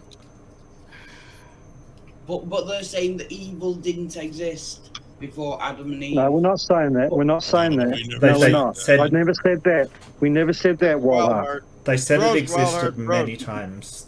Many times they said, yes, it existed before humans. Right. So humans can't possibly have created evil? No. Right. But then... They were an agent that came into rebellion. I'm sure 10 seconds ago you just said they did create evil. They didn't create evil. Evil was allowed, Wildheart, through their rebellion. It's very odd to say create evil. It's to my mind a moral evaluation. You don't really create an evil, right? You just act in an immoral way, to my mind anyway. Wildheart, the idea of Christianity is to get you to not believe what the Bible says. And then what you have to do is you have to get the private interpretation from the Christians. They know what it really says in the original manuscripts. Yeah, but we're back to the same old problem. Christians spend all day long telling you how not to believe the Bible. This is the word of God, Dave. David, it's the word of God. I asked 10 different Christians the same question, and I get 10 different answers. Hi, Paul. It's even the KJV line. Yeah, I just want to say hi to Paul. It's been ages since I've seen you, mate. Oh, yeah, Paul, my gosh. You're Paul. welcome, Paul. Good to see you, man. Yeah, I managed to get in. When you tried to ask me to come in last time, it was 6 o'clock in the morning, and the wife was still in bed. I took her to work at 7:30, so if I'd have come in with Darth Dawkins, it would have been an absolute clusterfuck for me. Well, you missed him this time round. Are you a vampire? Am I what? Bloody atheist. Are you a vampire? No. Yeah, the reason was that is, God, it must be over a year ago now. I was in the side chat. I don't know if it was this channel or where it was. And somebody said, who's Paul Camus? Because I put some comment, who's Paul Camus think he is? And somebody put on, basically, Paul Camus, he's that bloody atheist. And I thought, I like that. Yeah. So it's been on ever since. Nice. Awesome, man. Good to see you. I've heard worse. Yeah. Yeah. Where's Kevin at? I want to hear what he's. What do you call Mark again? Was it the shaved testicle? Shaved testicle, yeah. What a guy. No, I must admit, I called him some horrible stuff as well, so I apologize for that. I shouldn't have stooped down. But, it's all fun. Oh, that's all right. I think Kevin really doesn't like me. He seems very... Yeah, it's all right, Mark. He doesn't like me either, so we're on the same... All right, no worries then. Okay. I'm in good company then. Fantastic. Yeah, you are. One of those things I always wondered, and help me out on this, like, so you've got the Bible and you've got sort of revelations at the end, right? And Satan's going to lose that battle kind of thing. Like, why does he bother at all? Like, surely he's read the Bible. If you follow the logic of what the Bible says, it's already a misery loves company, Mark. Oh, okay. And he's angry, and he just goes, I just want to drag as many little scumbags to hell with me as he can. So well, then fuck off with that. I'm not going to hell. You can't make me. Well, good. Go to heaven. But surely, like, why bother fighting an end war that you have been ordained? We're not. You're on track, mate. Yeah, because the question is then they're not allowed to give someone more than they can bear. And so, because they're so powerful, demons, so there's a limit, and he does put limits on them and rules. So my question is, how do you stay out of hell? How do you stay out of hell? Jesus Christ. Well, I don't believe in hell, so I don't. Well, I mean, really. You don't believe in hell? No, not at all. Hang on, Mark, just entertain the possibility. How do you stay out of hell? Jesus Christ, where's that come? Jesus Christ. Well, wait, Mark, what's the problem? What's the problem with Revelation anyway, Mark? What problem do you have with it? What do you mean? What problem do I have? I mean, it was with written it? by John the Baptist. Well, You were saying why. You were saying why. Why have revelations? No. The part that seems the part that seems illogical to me is that you've got an ancient angel that has fallen, that is prophesied by the creator of the universe, all powerful, and he must know that he will lose the end battle and be cast into eternal torment. He's got to have read the Bible at some point and knows that he's going to lose the battle, but he's going to do it anyway. Yeah. The devil wants to take as many people to hell with him as possible. Let me explain it this way. He does God's bidding to find out who loves God. So God uses Satan as an instrument to find out who really loves God. So there you go. Yeah, I agree. I came in to say love and compassion. He's incapable of it. Because he's separated from all love and compassion, and all he just wants to do is hate and pure, viciousness and hate, and just wanted to tear as many people to hell with him as possible. It just doesn't make a lot of sense to me that he would take eternal torture for doing God's bidding. Like, why, if he's doing God's bidding, is he punished for it? It's not doing God's bidding. It went against God in the beginning, and then he got cast down, and he was given a certain amount of power and a certain amount of time, but he knows he can never be forgiven because you need blood to be forgiven. It's all the way through the Bible. As soon as you're dead in your spirit form, you don't have blood anymore. That's why you can't receive.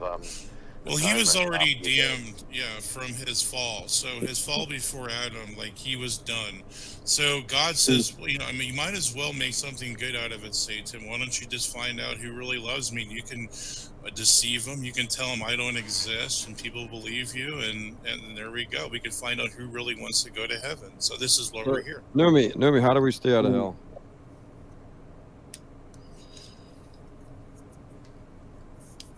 Jesus Christ, Numi! He doesn't know how to unmute your mic, do you, Moody? No, Numi. You can't unmute it. Come on, Numi. Get with the program. Come on. Everyone does that. Come on. I'm falling asleep, man. Come on. It's 4 o'clock. How do you stay out of hell? How do you stay out of hell? What do you do? Simple. I was going to tell you. Have you ever read the Bible? Have you? Well, tell me. I'm asking you. You know. Okay, well, this is breaking news, guys. I don't think the news unit knows anything about the Bible. Be honest. That's true. That's why I wouldn't be asking these questions. He likes to take this. I'm asking the experts. I'm asking the Christians to tell me how to stay out of hell. You are all telling me you're always soul winners, this and that. Jesus Christ! I want to hear what Numi. I want to hear what Numi has to say. Go, Numi. He rose on the third day. Go, Numi. You have a go. Tonight, before you go to sleep, okay, get on your knees on the side of your bed and pray to God and tell him. Believe on the Lord Jesus Christ. Exactly. And tell him, on the third day. I demand that you open the gates of heaven for me. Stop it. Do we need to repent now, Jason? You demand. The guy that climbed up the tree to see Jesus, and when he saw him, he believed. When he saw him, and on the way down out of the tree, he was screaming out all of his. Listen, he asked me, man. You can't stop. I would say that's repenting, but anyway. So you're supposed to demand stuff off your repenting all the way down from the tree. Yeah. You demand stuff. Australian accents. We got a New Zealand accent and an Australian accent going at it. First you didn't want to tell me, now you don't like it that they're telling me. So what do you say, Dave? How do we stay out of hell? Yeah, and if Gabe wanted to jump in too, and welcome, Gabe, and thanks for coming in. Hey, Gabe. Hello, Gabe. Good evening, Gabe. Glad to be here, guys. Yeah, I came in because I was hearing Wildheart talk to you guys about evil, God creating evil, whether or not he did. But it sounds like we're all on the same page. You're already talking about Lucifer being a tool of God. Isaiah 45:7, God creates evil, that kind of thing. So I think we're on the same page.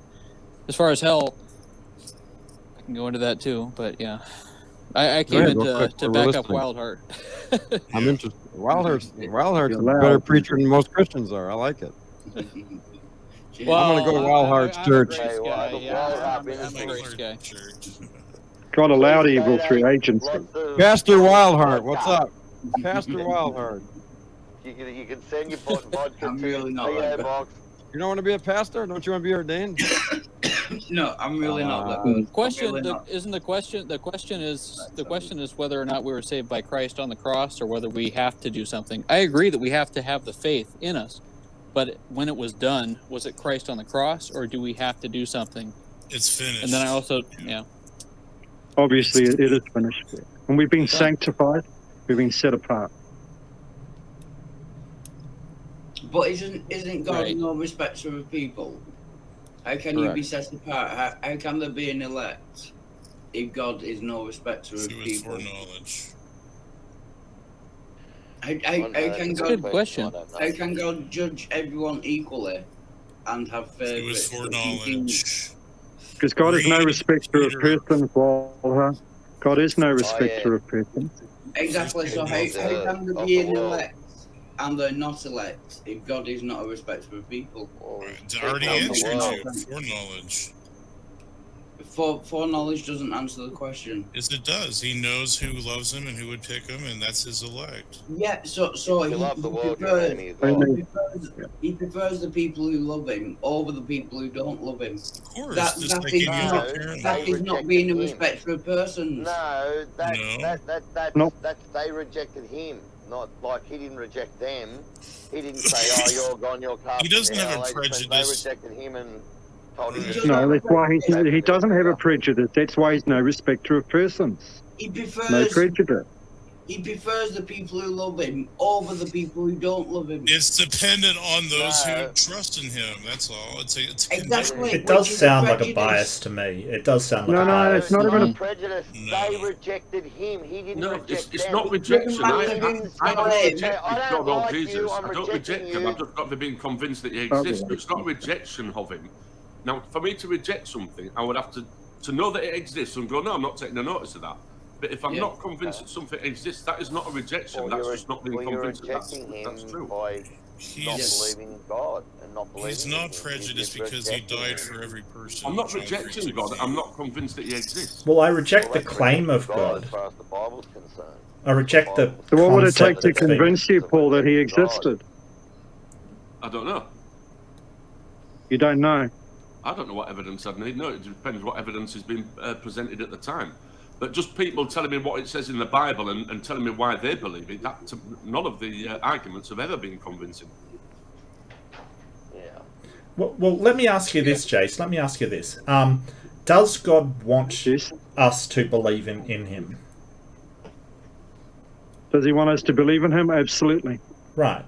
So, is there more he could do to convince me?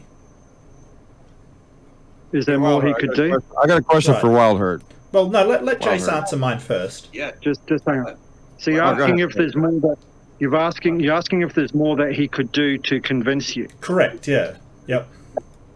Well, are you talking about now or in the future? At any point. I mean, it's God, right? Is there more that he could do to convince me? Absolutely, there is more that he could do now and in the future. Yeah. Right. So he has failed to convince me. No, well, I'm going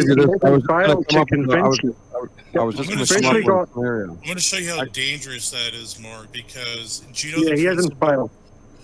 Right, let me explain to Mark why that's problematic for him. Actually, he's giving you grace because the more evidence he gives to you, and if you reject any of it, it becomes more severe of a punishment to you. So the more closer you get to God, the worse it is for you or anyone. Yes, so let me fill you in, Praise. I don't believe in the things that you're currently threatening me with. You're more accountable.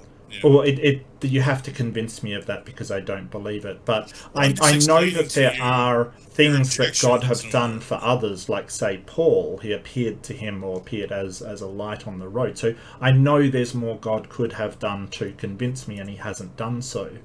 And so I have no... Well, not yet. Okay, so not yet. Yeah, I'll grant that maybe he will appear to me one day. I grant you. I can't tell. Are you sure you want really close evidence of God? Oh, Are you look, sure about that? Having a creator of the universe to give order and punish people that do wrong after death and give eternal life after death is a really nice idea. I hope it is true. But just because I wish something is true doesn't mean it is true. That's not how I distinguish reality from what's not real. That isn't what I do. Hey, Mark. Yeah. Mark, if you blew up an atom the size of a football stadium, the nucleus would be the size of a peanut. If you removed all the free space between the atoms, right? Yeah. Between the electrons and the atom, which is the atom. Yeah. You could contain yourself within inside of a grain of dust. And every human on Earth, if you removed all the free space out of their atoms, you could contain them all in less than a sugar cube. And this is the thing, so that's just assuming that quarks have weight, or mass, or some sort of tangible matter, but there's no evidence that they do. It could just be a weird electromagnetic pushing and pulling. So it seems that the atom is entirely electromagnetic energy. So if that's the case, and that's the same with water and rocks and your houses and the whole universe and everything, I mean, there really isn't very much out there, is there? And it's almost like we're living in a simulation. I mean, when you look at it that way. What are you talking about? Like, seriously, we understand all of this. Atoms are mostly electromagnetic energy. It's proven. I mean, what is an atom? It's surrounded by No, electromagnetic it's a energy. quantum field. What are you talking Electromagnetic about? energy. The only part of an atom that they say has got weight are the quarks. They can't see them. They can only detect some sort of weight, and they don't know. The Higgs boson is what gives weight, and it's not. It's from your side, mate. Jason. It's not. It's not weight. It's mass. Look, he doesn't understand the difference between weight and mass. There is no mass. You don't understand. There's no mass. Oh my. Have a look at an atom. What's an atom made of? An atom is made of electromagnetic energy with those atoms. I've never seen an atom. I'm not sure where we're going with this, Jason. Yeah, where we going with this, Dave? Neutrons, protons, electrons is what an atom's made out of. In your body and contain yourself in less than a grain of dust. This is scientific fact, by the way. This is fact. This is not conjecture or creationist. Yeah, I believe you. Yes, I understand. Well, go and have a look at atoms. Go and research it. Let me say something to the atheist. Can I say something? If this is the case, how did this all just come together and hold together and form everything that we They don't care. They don't believe it. Just let me tell them something now. I don't know. Let me tell them something. Let me give them the upcoming scenario. So we got this situation coming up. They call it the rapture, where people are going to be caught up together with the Lord to meet him in the air after the dead in Christ rise first and all this. Yeah. And then the world goes into this period of tribulation, whether it's 3.5 years or 7 year total. It's a rough time, and they got so. Mark Reid, you want some proof? Okay, let's just say that those of us in Christ are disappear, and all of a sudden you're left here, and you notice this, and then all of a sudden you're faced with two choices: either to take this mark or get your head chopped off. At that point, you think you'd believe in God and get your head chopped off, or would you take the mark? If all the Christians got raptured, I don't know. Yeah. I don't think that's going to happen. I don't believe that's going to happen. But if it would happen, we'll see what happens. But you know, I mean, I'd probably make the decision at that point. It's going to be real easy for you to be saved. Then you don't even. All you got to do is get your head chopped off and not take the mark. Cool. Sure. Get my head chopped off. But what you're actually what you're wanting, Mark, is you're wanting to I won't hold my know breath. what needs to be done so you could believe, right? What could be what, sorry? What you really want, you want to know what God could do to you to make you believe otherwise. Well, no. That my point is just that there is more that God could do to convince a lot of people, but he doesn't do it. Like, he could provide way better proof than we have for the more tangible things in the universe, but he doesn't do it. To protect them, Mark. It's called, if the more exposure you have to God, the more accountable you are, and the more severe your judgment is. Well, that's right. Yeah. Well, God can't expect me to believe in him if he isn't willing to show me better proof than, say, proof for. He's giving you sufficient evidence, man. I don't think so. I disagree, but that's the way our Bible explains it, Romans 1. So, I mean, you disagree with that. And it's all about. It comes down to how much you really diligently want to find him as well. Well, that sounds like confirmation bias to me. Sorry. That sounds like confirmation bias to me, because if I go out to any religion and believe it before I get evidence for it, I'm gonna believe it. That's the whole idea that you have to believe it before you can accept it is just such a dangerous statement to make, because you could do that with literally anything. That's how confirmation bias works. What is your criteria of evidence? I mean, I'm just. Yeah, sure. You know, God's grace. God gives numerous grace. Okay, He says His grace is sufficient. So as we go through our life, there is a stored up grace that we actually have on our lives. You know, and God will, you know, in due time, if you really diligently want to find Him and seek Him, you could find Him. Well, I mean, but that is up to you. Yeah, so it's in His time. So evidence that I like is sort of robust, reliable, repeatable. It's indicative of one conclusion and not indicative of multiple conclusions. And the methodology has to have these factors into it. It has to be something that you can rely on, that factors in all possible conclusions and comes out indicative of one. That's the methodology that produces the best results. But the laws of logic, why wouldn't they be sufficient? The laws of logic? Yeah, they're testable, they're repeatable. Like, why? Sure. I don't understand why that doesn't qualify for what you're asking. Sure, and I don't think the laws of logic provide a argument for God. Well, that's your problem. I'm saying, like, that's. So on Judgment Day, you can't say, God, you know, like, I just didn't accept your evidence of the laws of logic. I mean, God will say, well, if they were there, you just, you foolishly push them aside. So, yeah, but the laws of logic are evidence. I don't believe in a Judgment Day. I don't believe in a Judgment Day. Why would I? No, I'm just saying, if that happened, I mean, just saying, I'm giving you a hypothetical scenario where you're going to be excused. There's no excuse. That's all I'm saying. Yeah, but it doesn't scare me because I don't believe in it. No, sorry, Chase. I just want to address this. So, telling me that Judgment Day and it's going to be really bad and really horrible, I don't believe it. So it doesn't affect me in the slightest. I'm not even saying that, Mark. I'm saying you're without excuse. That was my point. There is no excuse.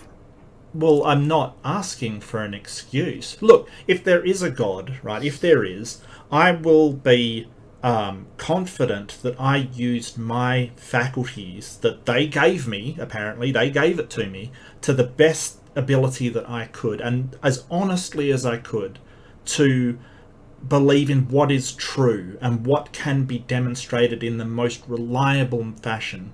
And if that's not good enough for a God, well, so be it. That's all I can do in this life. I have no other option.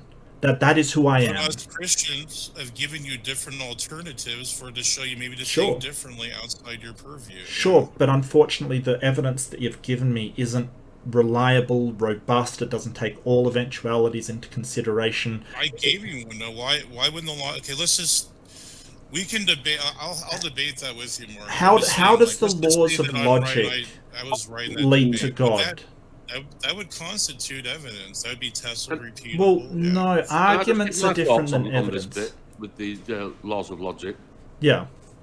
To me, the laws of logic don't exist. The laws of logic is what is the explanation of what we see around us. So everything we experience in life, we use logic to justify our beliefs. And to me, if you're going to use the laws of logic, the Bible and all of the religions, it goes against the laws of logic because it doesn't comport with what you've seen in actual reality. So to me, the Bible or any religion, it doesn't follow the laws of logic anyway.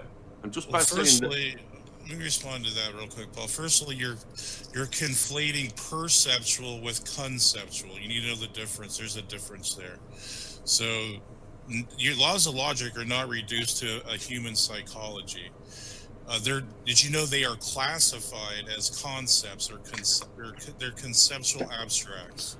So I just think that's your misunderstanding, and that's fine. I mean, just saying you need to get into more philosophy. That's all. I just need to do is just wait to the rapture, get your head chopped off, and you'll be all right. Just a way of explaining. I'll certainly keep that in mind. The natural world and all religions go against the natural world and logic. Well, and plus the Trinity seems to violate the one of the basic laws of logic, sort of the law of non-contradiction kind of thing. You know, the problem with the Trinity is that God is omniscient, okay? And if so this is why we fail to understand the word Trinity is not in the Bible, but we fail to understand these three different things. That, you know, the Word was with God, and the Word was God, and the Spirit moved upon the face of the waters. There is 3 and 1 and 1 and 3, you know, but for us to try and, you know, decipher the Trinity, which isn't in the Bible, we can't, because God's mind and his ways are higher than our ways, Mark. So my What you're saying there is, so when it doesn't follow the laws of logic, like you just explained then, that it does not follow the laws of logic, no, not our logic anyway. Not our logic, Paul. Let me ask you this. Let me ask you this about the laws of logic, because, you know, the believers believe in the laws that God has laid out. There's the law of God that's written by man. Who wrote the laws of logic, and what are they? Are they long? Or are they like 10 of them? Like no, there's 3 of them: the law of non-contradiction, law of identity, and then the law of excluded middle. That's the and who wrote those down? Who created that? They reflect the nature of God.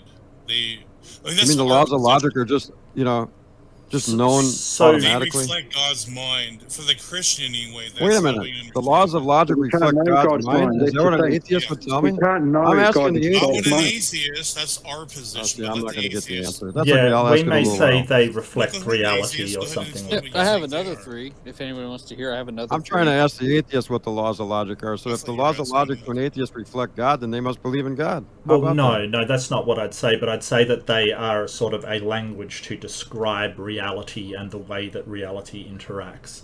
Who wrote the laws of logic? Who originated them? Where'd they come from? What is reality? Well, got philosophers. 3 to mention, if anyone wants to hear. There's the absolute, which is God. God is the absolute. That's 1. And then there's the objective, which is the collection of human interpretation. And then there's the subjective or the relative. So there's 3 steps. Who wrote the laws of logic? Who wrote them? Philosophers. So that's absolutely flawed there, because human interpretation is something that we fail when it comes to God, okay? On many different levels. Well, I don't mind philosophy. I think it's very useful in thinking about things. Modal logic is very good in describing how we end up with things, but I think for demonstrations of what actually exists in reality, I do need evidence and not just argumentation. I think that argumentation falls short without evidence to demonstrate doesn't that. Evidence presuppose the laws of logic? Premises. Well, yeah. Let me try this again. Who wrote the laws of logic, and where do they come from? Well, they don't come from anywhere. They describe reality. It's kind of appear like a wash machine where they have evolution. I mean, if you're asking me who came up with, say, the law of identity, I mean, they've existed ever since, like, Plato and Socrates. Yeah, when the laws of logic are objective consensus. You know, nobody can give me a straight answer. Objective consensus. Somebody like that. There's no origin for them, Dave. There's no origin. That's why. There is an origin. No. They just know this. They got better faith than I do then in the laws of logic. The laws of logic are objective consensus. I just prefer just to look to the Word of God, to be honest. The problem is, without, say, the law of identity, if you say you're talking to Mark, right? Without the law of identity to say these are all the attributes we attribute to me and none of the ones that are not me, we don't know what you're talking about if we don't employ that law of logic, right? So when you reference anything, like I reference a coffee cup, you know what I'm talking about because you are using the law of identity. Created logic and reason. Did you guys know that? Sorry? Yeah. I'm serious. He's the angel of light. He's the angel of knowledge and wisdom. So you realize you've just used the law of identity to invoke all of the attributes associated with the things that you're saying, right?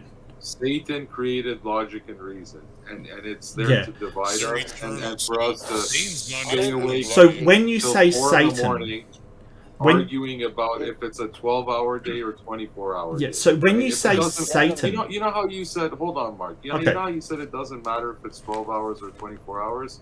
Then what are you arguing here? Why does it matter if we're Christian and you're not? Oh, I was just answering Praise's question. You want to rot in the ground? Good. Rot in the ground. Okay. You sexy bald bastard. But I'm going to heaven. Okay. What's going to happen to all of you? Yeah, I'm yeah. just not believing. The whole thing is the whole thing we came down to here was I said that I don't believe that in a heaven and the hell that Praise was talking about. And he said, well, the laws of logic demonstrate God or they show God, but I don't think they do. But if you want to refute the laws of logic, I mean that's fine. It's a weird stance to say, well, Satan, and as soon as you say Satan, you've invoked the law of identity to associate everything about that to mind, so I understand what you're saying, and then you're denying that you're doing so. It's very strange. It's a reductio ad absurdum, Mark. You know that. Okay, really somebody in the chat room said that the laws of logic originated with Aristotle. The problem with the laws. The problem with the law of the problem with the law of identity is that most people don't know what it is. So what the law of identity is, it states that an object is what it is and it is not what it is not. Correct, yes. Right? That is the law of identity. A equals A, so yes. Yeah, P is P and cannot be C. Yeah. Yes. The law of logic, isn't it binary? It's 1 yes, 0 no, right? 1 yes, it exists, 0 no, it does not exist. No. That's logic. That is logical. It's not one of the laws of logic. No, it's not the law. Isn't that the basis of logic, though? In that yes, no, like the yes exists, the no does not. Yeah, well, I mean, you're delving into modal logic kind of thing. If you think there's logic, then you're an atheist. There is no logic if you believe in God. Okay, do you understand me? What's the logic in Jesus walking on water? I don't see logic in that. Yeah, I don't see logic. There is no logic. It's not logical. The only logical thing But what's the logic? is that God knows logically what's going on. Wait a minute. He just talked about. He just ran down. I just want to run down his view. What's the logic at the beginning of the Big Bang? It expanding at 1 with 58 zeros after it, or what's the logic of the eternal universe? Of matter that never had a beginning or never had an end, that's therefore it's from everlasting to everlasting, and you believe in everlasting to everlasting. Right. Well, there you go. So you have to believe in a naturalistic being. And logic so is... you can't believe that any intelligence had anything to do with listen, it whatsoever. Listen, you Aussie You've only got bastard. 2 choices. Logic is put on Earth to divide us, and for us to stay awake till 4 in the morning arguing for nothing. No, I don't think so. No, that's human logic. I mean, if you sort of do programming we are talking about human logic here. This is not God's logic. You know, this is the problem. These are basic laws. It's from the devil. These are basic laws these are basic classical laws that have been put apart. You know, like that's all they are. 3 classical laws of logic, which is man's logic, Mark. It's not God's logic. Okay, so you know the law of non-contradiction and the law of excluded middle are God's laws, not God's law. Not man's laws, not God's laws. Okay, Mark. so if you don't like logic and the way that it's applicable, then I suggest you take your computer and you throw it away, because all of the logic gates inside the computer use the exact same language that the logic of rational thinking uses. Stuff like De Morgan's theorem, for instance. What are you talking about? No. The logic gates. Do you know what logic gates are? So a straight connection. A straight connection is basically A equals A. It's just a straight. Whatever goes in the front comes out the back. We can do stuff like De Morgan's theorem, which sort of says that A and B equals not A or B, right? The same rules of logic apply to the gates that are formed from electronic circuits inside your computer to do programs. Why can't they make the human brain, no matter how hard they try? What do you mean? Why that's bioorganic? I'm not sure what you mean by that. No, what you know the complexity of the human brain? Well, I'm not a neuroscientist, but I know it's very complex. Yeah. Yeah, and science cannot replicate the human brain, and they've tried many times. I'm not sure what your point is. Why would you assume they would be able to? Yeah, at the smallest level, it's still always yeses and nos. I'm just saying, we're not robots, okay? There's something else to us. We have consciousness. Yes. We can contemplate self. Okay. I'm a computer technician. I'm a computer technician too, amongst other things. Okay. Logically, there are logical pathways that a computer needs to be put together and operate. But once again, that is the way that man has done it. Sure. Okay. Yeah. Not the way God's done it. Well, I mean, it's the same system of logic. Well, no, God's system of logic is totally different from ours, mate. I don't know what God's system of logic is. No one's ever presented it to me. I mean, if you've got it, great. That'd be fantastic. But I'm not seeing who presented you with man's system of logic? Who did this? Who presented you with the laws of logic? Aristotle. Binary goes to the core. It was a consensus, Dave. It was just a consensus. There's no point of origin. It was just a consensus that was put together. Was it Aristotle contemplating the bust of Homer? Is that it? No, it was consensus, Dave. Well, that seems to describe something fundamental about the way that our reality operates, because we can put these systems together into a computer system and have it do processing. And yeah, it's not a human brain. Some parts are better than the human brain. It's not God's brain either. Well, of course it's not God's brain. It's just a medium. So the laws of logic impose themselves on the medium. Does that make sense? Yes, as it knows all the way down.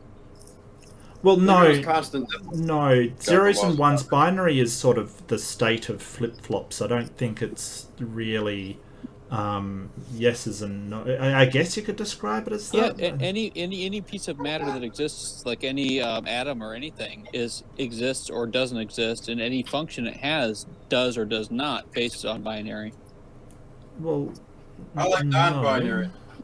Let's go with non-binary. Yeah, there aren't any actually in reality. Yeah, but if you go down further to quantum states, you've got we're evolving into non-binary now. We're way past binary. Come on now, guys.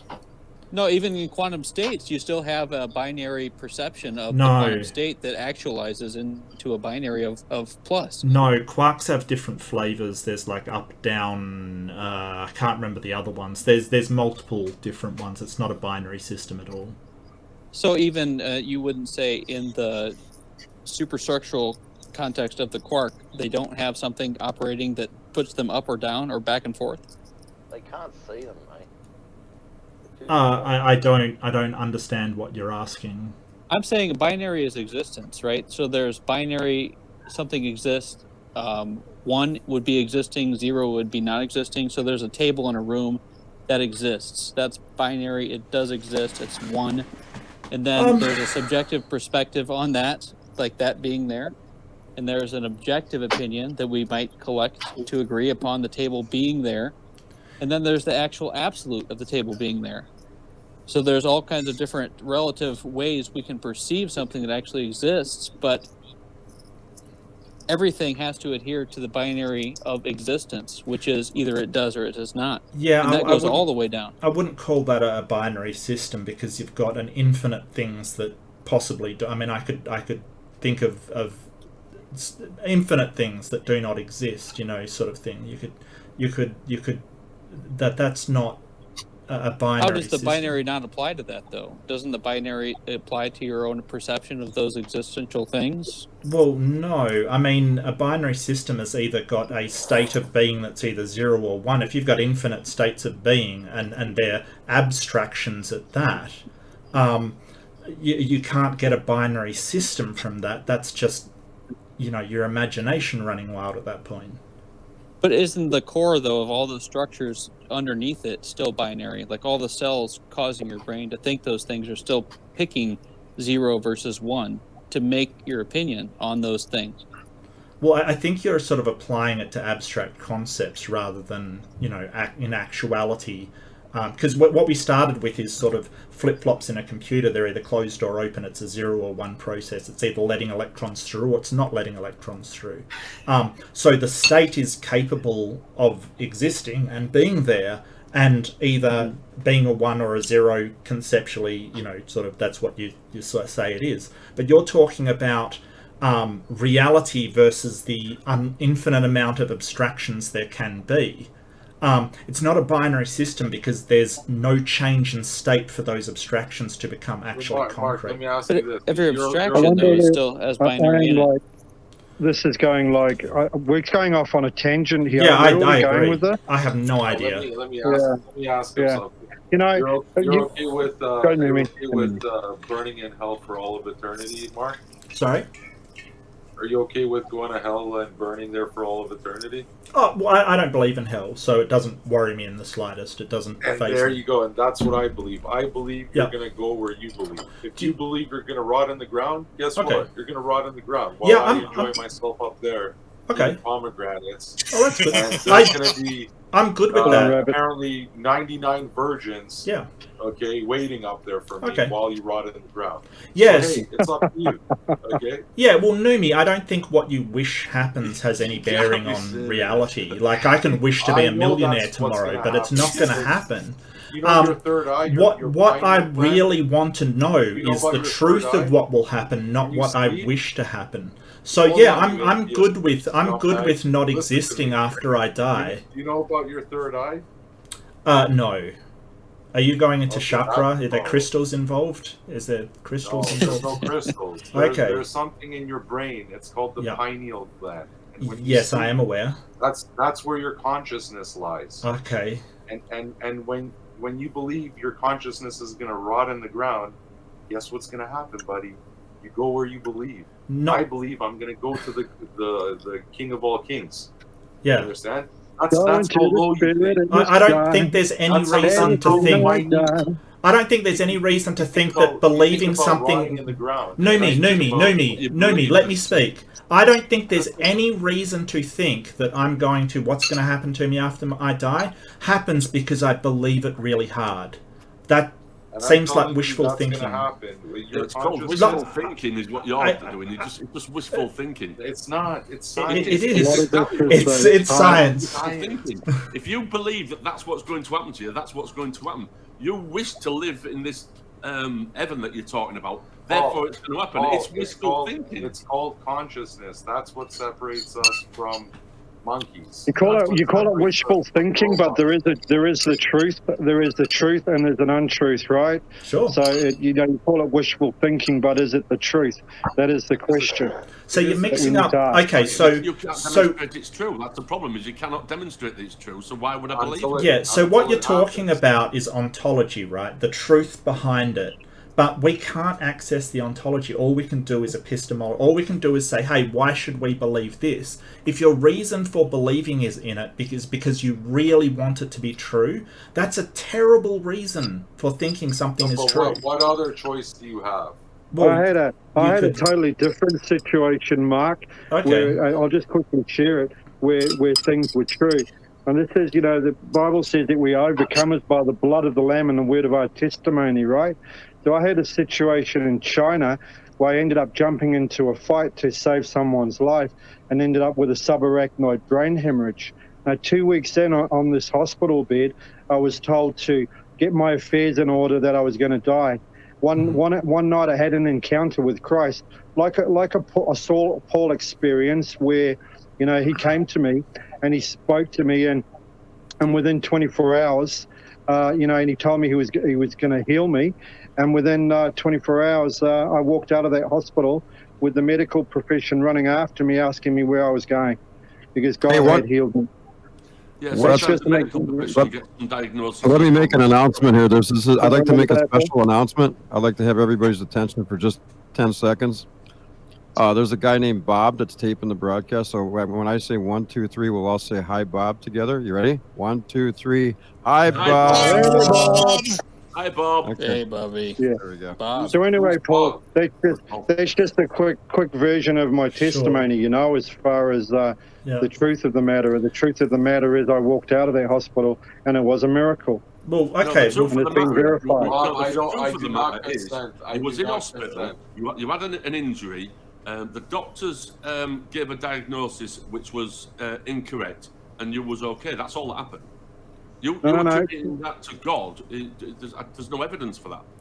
But hang on, hang on. How does a person go from being on their deathbed, which is what I was, to walking out of that hospital you know, 2 days later with a miracle and with a verifiable miracle that the doctors couldn't understand. I mean, you know, what is this? If this is not God, then what is it? A friend of mine who had a motorbike accident. He had a severe brain injury. All his skull was in pieces. He had to have plates put into his head, and his parents were told that, well, before they actually did that, his parents were told that he probably wasn't going to survive this.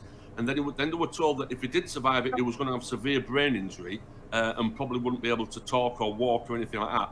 And now you wouldn't know there was anything wrong with him. They were wrong. That's all that happened. He was wrong. And, by the way, he's an atheist, so why did God save him? Well, and plus, doctors usually... Hang on a sec. I want to address it because you did tell it to me. I can't use this as an argument. I understand that. But I'm just letting you guys know that, you know, that there was a testimony there and there was something that happened that couldn't be explained. Sure, you know, whatever you guys want to believe is up to you. But it happens all the time. Yeah, I appreciate your testimony. It's kind of odd that you're saying it can't be explained, but then you're going on to explain it as God. Like, those things are in conflict right there. When you say, I couldn't explain it. Okay, but I want to sort of say that you were put into a hospital when doctors always err on the worst case possible scenario. They always do. Every single time. And this does happen all the time. People are shot in the head and they say there's no way they'll survive, and they survive. It happens. But this happened. This happened within hours after the fact. Yeah, it doesn't encounter hours after. Would you have survived if the doctors didn't come to your, you know, to take you to the hospital and do their thing on you? Mark, have you ever been touched by an angel? Mark? What? Have you ever been touched by an angel? I don't think so. I mean, no. That's your problem, man. So anyway, there was a very real situation. Okay, well, send one my way, and I'll see what it's like. Okay. I'll pray tonight that you get touched. Tonight. Go for it. Go for it. You knock yourself and out. And your prayer will fail. I guarantee your prayer will fail. You're just going to prove that prayer doesn't work. That's all you're going to do. Well, you want to get touched too, Paul? Look, I'm not going to stop anybody doing what they want to do. So you guys believe in a historical figure called Paul, right? Paul in the Bible? Yeah, it most certainly exists. You believe in that there was a historical figure called Paul? Sure. You know, he had an experience on the road. On the road to Damascus, he had an experience that's documented. Well, I mean, he said he had an experience. I agree that was his explanation, but it doesn't mean that it happened. And the funny thing was, the two people with him didn't say anything. Yeah, they didn't say anything. The two people were with him. We know it's not that they didn't say anything. They didn't know what to say. I believe your story with what happened to you in hospital. They're both exactly the same. His explanation of what happened is exactly the same as what your explanation is to what happened in the hospital. It just doesn't hold any water. There's no evidence for it at all. It's just your interpretation of something that happened. Well, I mean, anecdotal evidence is still evidence. But the problem is it doesn't translate from person to person. So, you know, if I claim that I was visited by aliens, kind of thing, it doesn't translate on to the next person. Well, if you had horns growing out of your head, then that would be evidence enough for me, Mark. Well, I mean, I don't know why that would be evidence, but I mean, what if I had just glued on horns? I mean, what if it wasn't real horns at all? How are you supposed to tell that is real or not? How about the creation? Is the creation enough evidence for you, Richard? Yeah, so that's called begging the question. You're basically putting the conclusion into the premises, so it's kind of a loaded question. I don't think it's creation. Exactly. No, well, okay, how do you account for the creation then? What?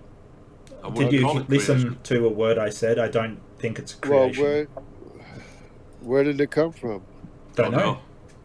Okay, so they don't believe that creation comes from God. I don't know where it came from, but your explanation for where it came from isn't convincing. So correct. Well, you agree. Does that mean you're an agnostic, Paul? You agree that it takes. I don't care whether you call me an atheist or an agnostic. I get this every time. Agnostic, atheist, don't care. I don't care about labels. I don't believe in the God. I'm an atheist. I'm an atheist. So you don't know anything about it. Okay. So where did the energy what is come wrong from? with you guys? I don't understand. Why wouldn't you come to the greatest place you've ever seen in your life? What place? Okay. You're missing out. What place? Listen, the airplane's leaving. Okay, we're boarding. Are you guys getting on or not? Yeah, when you show me the aeroplane, sure, but you haven't shown me the aeroplane. I was going to say that, yeah. Are you I might join, yeah. Yeah, so basically, you're a guy saying, just a sec, Jungle Jargon, just a sec. I don't know why I got to beg you guys to demonstrate because you're kind of a person saying it's true. That's the absolute truth, is that you have a creator. If you don't believe that, you're just denying reality. Well, I don't believe that, and I'm not denying reality. You're telling me. You're denying reality because you were ordered to be a human. I'm denying your claim. Your claim. Amen, Jungle. Good to see you, man. It's been a while. So Jungle's just making a claim, like basically putting out, well, it's a creation, and it's this, and it's that. I don't believe that, and it's not a denial of reality, it's a denial of your claim. Mark believes in things he sees, right, Mark? Well, I think to believe in things that have reasonably solid evidence for them, and unfortunately Jungle's bringing assertions, not evidence, and that's the problem there. It's an observation, Mark. It's an observation that you were ordered to be a human. Don't lie. You're denying reality. I'm ordered to be a You're human. denying the reality in front of you that you were created. I wasn't. What do you mean by created? I mean, my parents birthed me. You were created by a pre-existing written word that ordered you to be a human. No, I was born by my parents. You're denying the reality that you were ordered to be a human. So if you deny that it's in your face, then you're denying reality. Your problem is that you don't believe the truth. You're denying the truth. You're denying the truth all the way. Do you have anything to actually back up your assertions? Yeah, I have something. The evidence is the word of God, guys. The evidence is the word of God. The evidence. I am the evidence. Well, the evidence of me is that I'm naturally occurring. I don't understand. You can't talk to them about the word of God. You gotta go down a notch. You gotta be in kindergarten with them. The thing is, that's why I'm talking science. That's why I'm talking science with them, and they don't understand science either. They don't believe. You gotta go a little. You gotta go a step below. You gotta go a step below. Jungle Garden, they just don't believe your science. That's the problem. You know, nothing you can say will convince them. I don't think Jargon's got science. I understand that. Science is what you can verify. You are verified that you were ordered to be a human by a pre-existing written word. That's verified. Nice claim. Yeah, nice claim, mate. It's observed. Yeah. You deny that. You're denying reality. You deny the truth. Yeah. These guys are in kindergarten. They don't and only your creator can recreate you. You don't do me. You can't be recreated without your creator. That created your plane, man. Get on the plane, guys. This is kind of funny. We've just got a guy come in here and just basically yell at us. It's so bad. Like, is Jungle Jargon the best you guys can get? Is that the best you guys can come up with? As well, then neither contradict each other. So that's a law of non-contradiction right there. Okay, is Jungle Jargon coming in and going, you are evidence of a god? Is that the best you guys can come up with? Well, you aren't going to have any other evidence, Mark. It's right in your face. Right, then it's a really bad evidence. You're denying the truth. You're denying the creation. Am I? And that's why you're without excuse. Praise was saying before, you're without excuse. Cool. It's because of the creation. You deny the creation, you're without excuse. I just want one question. One question. Is this the best you've got for evidence? Yeah, I'll give you something good. You don't have anything. This is the best you've got for evidence. You don't have anything to give me. You don't have anything to give me. I'm giving you something substantial. I'm giving you substance. So, I'm giving you reality. Follow-up question. You don't have anything. You have no substance, Mark. Follow-up question. You're just like a bunch of jello. You're like a. Do you think you're convincing right now? Do you think you're convincing people? I know. It's incredible. Therefore, God exists. Is basically what you're saying. Let me ask you something. Okay, Paul, you don't have any. I gave you substance. You don't have anything. Look, guys. Hold on. They can't you have absolutely Numi, nothing. Jace, Jason, Praise, Unit. I really like you guys. This is embarrassing. What do you have to give me? Like, what do you have to give me? You don't have truth. Guys. You don't have logic. You don't have reality. You don't have facts. This is embarrassing, quite frankly. You don't have anything, Mark. Yeah, get it straight. Shout at me some more. Maybe it'll convince me. Yeah. Maybe it'll sink into your head, right? Yeah, maybe. Shout a bit more. Paul's head no, go on. Let me ask them. You done? Okay, this one they can't answer. I'm sorry, this is embarrassing. Hey, like he just comes in and yells at me. You're embarrassing. You don't have anything. I do have some stuff. We've got some science and some You have nothing to tell me. You just admitted you don't know. Even if evolution was true, what does that have to do with the non-existence of God, Mark? Look, evolution doesn't disprove a God. It doesn't. Then why are you an atheist? Because I don't believe in a God. That's your only hope is magical morphin monkeys. That's your only hope. My disbelief in a God has got no, hang on a minute. My disbelief in a God has got absolutely nothing to do with evolution. I disbelieved in a God before I knew anything about evolution. And I know very little about evolution. So you believe in naturalism. What is it based on? You believe in naturalism, then, right? It's not. You believe in nature? It's not based on nature, naturalism? Explanation than anything else. You're not listening. No, it's not. The reason why is because it seems like there's a lot of evidence to suggest that humans or minds need brains, and without, like, a disembodied mind is just completely unconvincing to me. Like, it doesn't convince me in the slightest. Body, man. That's your argument? That's your argument? Well, I'm not saying it necessarily doesn't exist, but I don't believe it because the concept seems very, very bad, and you haven't demonstrated in any way that this thing actually exists. You just come in and yell at us. Let me demolish. Where do you think your mind came from?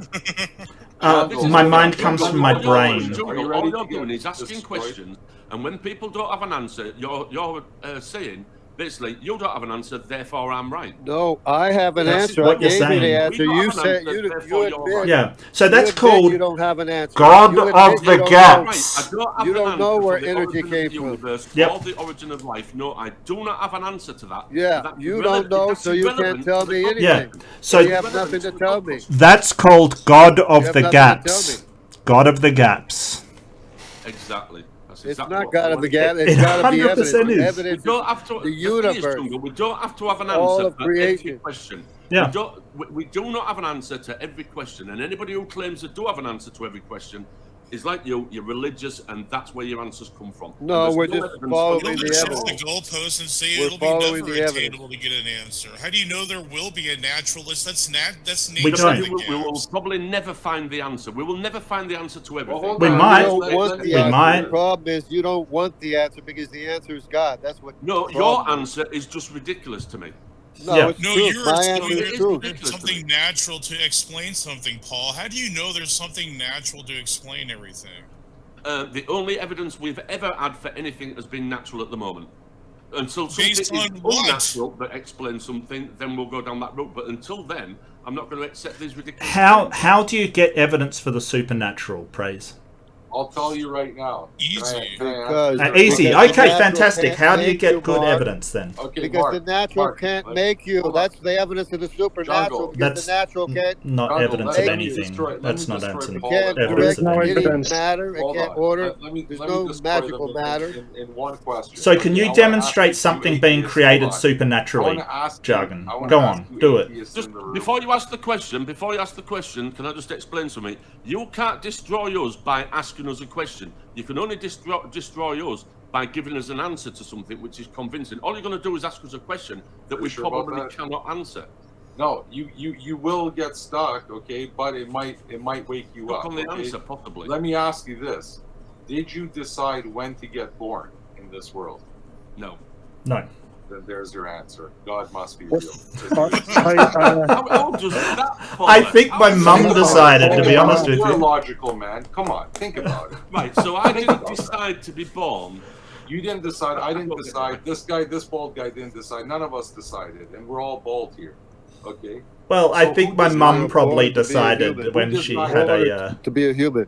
Had a C-section. For you to be born? The doctor. Nobody decided. Well, the doctor. I mean, they did a C-section, so. Let's look at the topic of let's look at the topic of being born, right? Let's look at the topic. I want to talk to Paul and Mark here. Of course. Okay. So let's look at the human heart. Okay. Sure. Now, if you look at the human heart, evolutionists would argue and say that the human heart, as an embryo, it goes from a 2-chambered fish heart to a 3-chambered amphibian heart, and then finally forms the 4-chambered heart that a mammal has. Okay, that's what evolutionists believe. Yet they can't piece the gap. They can't piece that together, and they have no proof of that as gap. such. Yeah, I was watching something on this actually a week or two ago. I was watching something on this, and it did actually explain how it happens. And there is still some creatures about at the moment that don't have a heart like we have, or a Your muscle. belief is a joke. Admit it. That's because they're amphibious or they're aquatic. Right. A fish heart has 3 chambers. Okay. Fish heart has 3 chambers, and a mammal's heart has 4 chambers. Now, how did they bridge that gap? They didn't. They can't. There's no way they can do it. The heart must have 4 chambers. If a human being was born with 3 chambers, then it would not survive. Right. So let's say you're correct. I'm not a biologist, so I don't know. But let's say you are correct that they do not know how we went from this state to this state, right? So we don't know what the answer is. How does that? We know that it's impossible. Okay, but it's impossible. It's impossible. We know that we don't have the answer, so we don't have an answer to something. So there is an answer. This argument. I just want to address this. I just want to address this.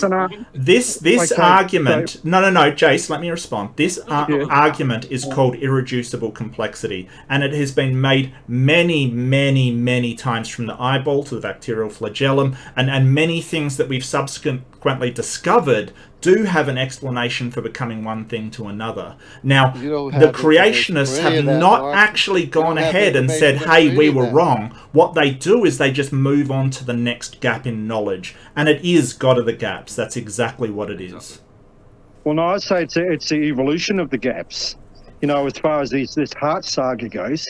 But like I've already explained, evolution's got nothing to do with my lack of belief in a God. I don't understand the evolution, so my belief on evolution is full of gaps because I don't know it. But that's got nothing to do with why I don't believe in a God. If we put of a God by arguing evolution, because the two are completely. So you believe in magical matter? So what do you believe in then, Paul? So what? So you don't believe in evolution? Is that right? I don't hold a belief in evolution. I've got a very basic understanding of what the concept of evolution is. You believe in magical matter. You believe in magical morphing monkeys without the information to morph. Oh, well, Jargon, you're an embarrassment. You believe in nonsense. Yeah. You believe utter stupidity. You're just such an embarrassment. Oh my God. Your argument's pointless. You have nothing to say, Mark. You have nothing to say. What's your response? Where's your answer? Your idea of look at the trees is quite frankly embarrassing. All I can say is that embryologists are now aware that the embryos of these species of animals and the heart, the chambers of the heart for the mammals and for the fish, is that without that heart, that actual thing would cease to exist. Well, no. That's what I'm saying. What they have is sort of... It takes a lot more. All it's going to here is you've got a question that either we and possibly science doesn't have an answer to, therefore God. It's just a God of the gaps. So there is an answer. Okay. So what I would say to you guys is that there is an answer about the embryo, and it's the inspired word of King Solomon, and it's in Ecclesiastes 11:5. That's my answer. So when we you guys want to read that sometime? Jace. So when we ask for evidence for God, we're not asking for evidence against something else, right? So the problem here is we go, what's the evidence for God? And you're saying, hey, well, evolution, this, that, and the other. That isn't evidence for God. Evolution could be completely wrong, and it still wouldn't point to... Remember when I said what evidence I would accept, and it was indicative of one answer, right? So you could insert aliens into there just as easily and come up with the same conclusion. You could put magic into there and come up with the same answer. You could prove there's something. To prove that something is right would mean that it needs to prove that something is wrong, right? No. What are you talking about? Were you dropped? Well, I'm saying it's something is. You could prove a God. You could prove a God without proving evolution wrong, and you have the choice. You could give us evidence. You could give us evidence for a God, but this is where you guys shy away when we say, "What is the evidence for God?" You basically go, "Here's evidence against something else." We're not asking for evidence against something else when that's not the basis of why we believe it. What we're asking for is evidence for your God. You have to understand science. Have you been dropped as a child? There's a good way to understand science, and that is the Word of God. It actually is quite fine in that regard. Science is what you can know, what you can verify. We have peer review research. What for people that have flatline can Praise talk? Right. So, guys, we have peer review research of testable, it's repeatable, of them actually, someone that was ready to die, and they put the scientific research or studies behind this prepared beforehand, and the person who died, they described the shoe on the second level of this hospital. Like that was supposed to be the test, and they succeeded through flying colors. So that is proof of life after death, and there's extra. What is it like? Yeah, that would be evidence for life after death, but that wouldn't be evidence for a God. Oh my gosh, man! Now you're just going to shift the goalposts. Well, I would like to see Praise. There could actually be life after death, or a form of life after death. Well, Praise, I would like to see that study. So if you could link that study. There's actually quite a few studies on that, Mark. Yeah, most of the studies, they will put something with a word or a sentence high above where you can't see it, and the people they generally don't say that kind of. They don't say the word. They don't say they saw it. Most studies come back with the person not reporting these things. So I'd be very interested in a study. I'll show you. It's Gary Habermas, one of the leaders. Sure, and it's peer-reviewed, published. Gary Habermas on my channel, one of the leaders in that arena of NDEs. So yes. Oh wow, really? Yeah. There's many NDEs. I mean, there's NDEs of conversations that have happened that have been heard and relayed when a person has come back that they couldn't possibly know. There's many situations where this has happened. Yeah. You know what the most common theme of these NDEs is, Mark? Is that great light, a great spirit, a loving spirit in Jesus Christ. Actually, it varies with the culture they're from. It's more likely if they're from a Hindu culture that they see like Ganesh. No, it's actually not. No, it's actually not. It is. There's actually not. No, there is a lot of studies on NDEs. They speak of a light and of Jesus Christ. Many. And these are people that don't even profess to be Christian. Only in the Western world. That's ridiculous. No. The near-death experience. There's tons of NDEs over in India that they speak of Hindu gods and their own cultures. I see you're changing your mind. Don't lie. Don't deny. What we say about that wishful thinking earlier? It's just described in a different way, but it's still consistent with the Christian way. They're going to preach the gospel. What did we say about that wishful thinking, Noonie? Stop that wishful thinking, mate. Because only your creator can perfectly cover for you. No one's listening. Hey, Mark, maybe we need to pray that you have an NDE. What do you reckon? Oh, yeah, you first. Go for it. Here, I'll kill you, Mark. Were you the one mucking around with lead in your backyard? You might get an NDA pretty soon. Mark as an usher boy and Paul as the pastor. Honestly, God. I don't know what that means. Pastor Paul. I actually do. I actually do enjoy talking to Mark. I haven't. Oh, thanks, Jason. I enjoy talking to you. It's the first time I've talked to you, Mark, and I actually really enjoyed it. I don't care all the bullshit you say, but you're a brother. You're one of us. Oh, cheers, man. Thank you. Thank you. And I'm going to say I told you so, just like I told Praise. I told you so about the other guy. Look, if it happens, I'll be the first to admit that I'm wrong. But I don't. That doesn't convince me. I will. Hey, I'll admit when I'm wrong. Absolutely. Lightning never strikes twice. Mark. So if we go to the pearl I don't think gates, that's better true. than- I think lightning rods would definitely disagree with you there, mate. I don't. And lightning definitely does strike twice. in the same place, in the same. Yeah, it does Like actually. never strike twice in the same place. It does strike. It absolutely does strike in the same place. Paul, I know it. have you I heard- know. have you I know heard it does. anyone else I spending know so it does. much time for you guys to come to a good place. It's in other words, what I'm saying, Mark. So what I'm saying, Mark, is the reason why you keep coming back. Okay. Yeah, That's what I'm I saying. definitely think so. I mean, I do enjoy talking with people, like in really good conversations, and I mean, I like hearing other people's points of view, and I do honestly consider them. But you know, I mean, they're just I have my own opinions as well, and I like having theological conversations. But opinions aren't facts. Opinions aren't science. Well, of course, opinions aren't facts. I have. You know, look, I've gone to Praise, church talking before. about- I've talking prayed about before. evolution. Praise. You are aware that adaptation is used in evolution, not in the Bible. You're aware of that? I think Yes, praise is the way. adaptation is of the devil. Oh, is it? Adaptation is used in evolution. It Your should not be genome. used in Christian circles. Praise. Your genome responds to the environment that you're in all the time. It's always responding to the environment. That's a part of the information in your genome that doesn't write itself. So that's the evidence you have right in front of your face that you are denying. Mark. Do you think the genome changes like within me in response to my environment? Is that what you think? No, the genome literally responds to environment, whether it's humid, cold, or whatever. It's always, or in space. If you go out in space, your genome changes.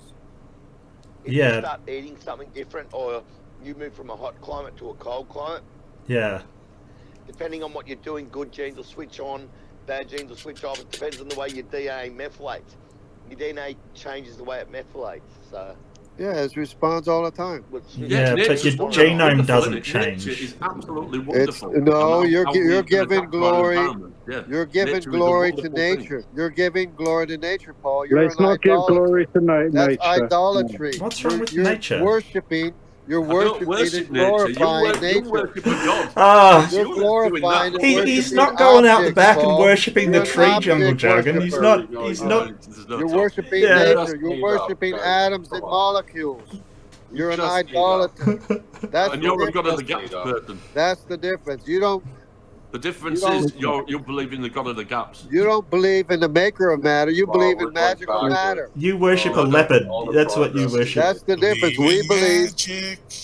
We It's not believe magic. in a It's creator. not magic. It's just something we don't have an answer for yet. It's not magic. No. We don't- The we answer's don't- right we in don't call front it of you. magic. The Yeah. answer's right in front of you.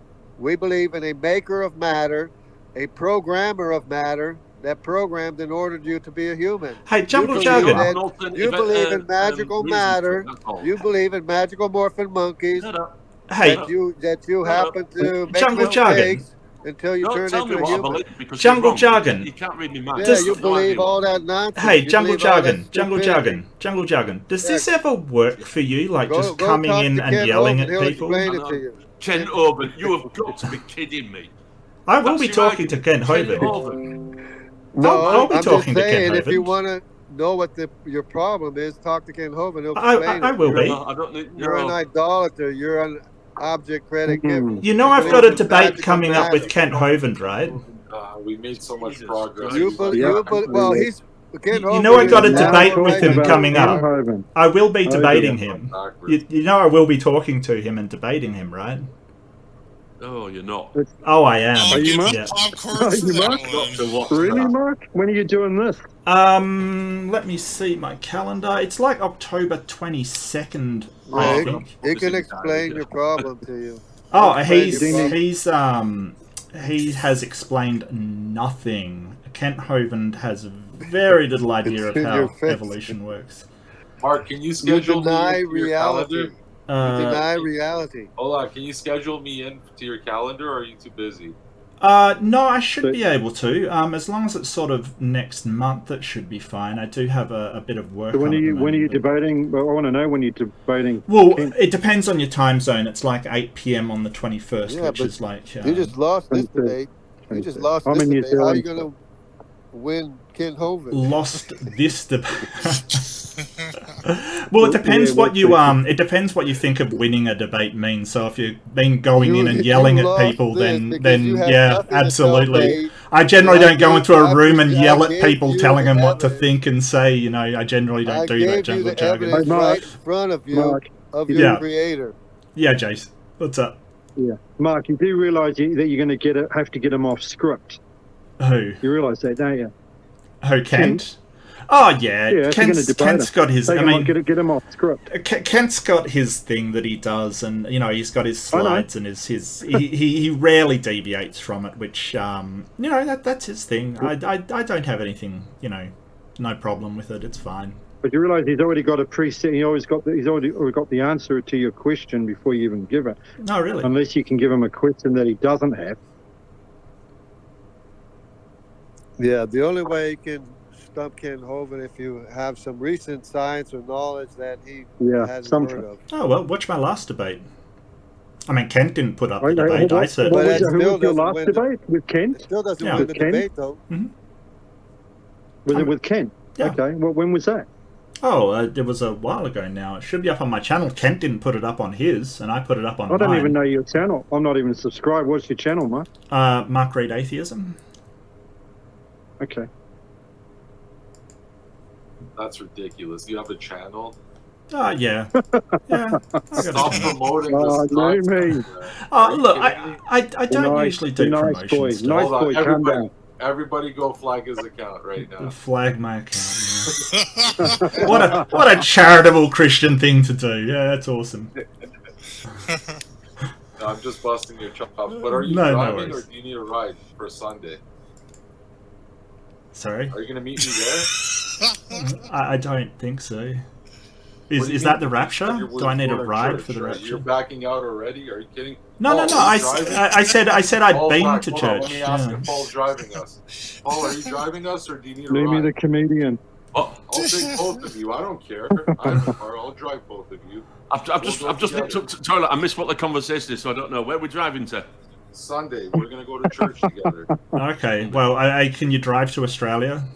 I'm actually at work Sunday. I'm back at work Saturday. I do 4 days on, 4 days off. So hey, Mark, are you in Australia, Mark? Mark, yeah, are you in Australia? Yeah. Look at these bullshitters. Oh, I'm sorry about that. Sorry about that. Wow. Can you believe that, Jace? They're not a man of their word. That's why they're pussy atheists. You just told me you're going to go with me. Okay, well, pick me up. Pick me up. I'm in Australia. He has work. That guy's saying pick me up. Do you have a car or not? I'll take the day off work. I'll book the day off work. Yeah, you pick me up and I'll go. You have to drive to England and then Australia. Better not stand me up. Where are you going to wait for me? You need to come here and pick me up. I will be here. Come and pick me up. Are you going to stand at the bus stop there? But don't get on the bus. I'm going to come pick you up. With what? In what? I'll come with my car. What else? His give us a message. Let me know when you're here and I'll meet you. In fact, I'll meet you on A64. It'll be easier. And then if better not stand me up, man. It'll be a date. I already made plans and everything. That's all right, Numi. Just think real positively about getting to England. Just think real positively. If you get a flight here, I'll pick you up from the airport. If you get a flight here, I'll pick you up from the airport. Hey Mark, are you actually Australian? Because you don't even sound like it. No, I do. I do sound like it. I definitely have an Australian. I don't think so. I'm a New Zealander, and I would say that you don't sound like an Aussie at all. WA, mate. WA. We've got a different accent. Yeah. If you listen to who's a WA person, Heath Ledger, for instance, like his accent, right?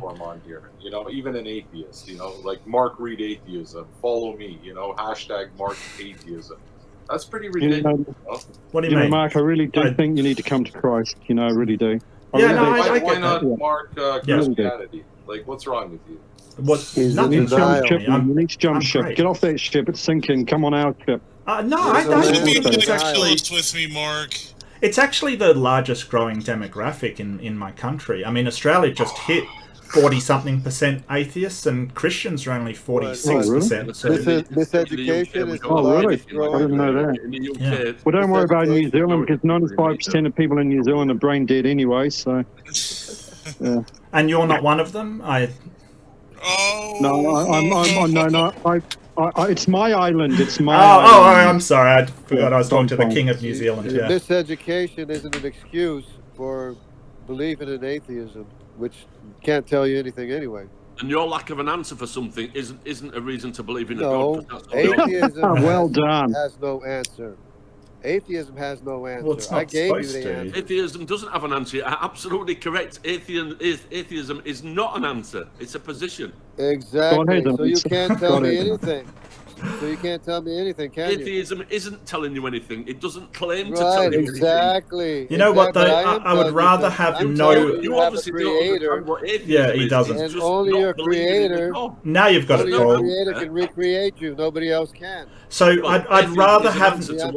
I would rather have no answer than the wrong answer. You were created once, right? You were created once. You can be recreated again, right? I wasn't created. Right? I don't class myself as created. Well, you weren't ordered to be a human? What were you ordered to be? You weren't ordered to be a chinchilla. I wasn't ordered to be anything. Jungle, let me ask you something else. You were ordered to be a human. Ordered to be... Maybe I was ordered to be a chinchilla and didn't follow orders. Okay, this is another question that's going to utterly demolish you guys. Both of you, okay? I had enough of you two, both of you. Okay, here's the question. You know about energy, right? Okay, yes. It can either be destroyed. Yes. Yeah, it can't make itself. And can't order itself. And it can only be transferred.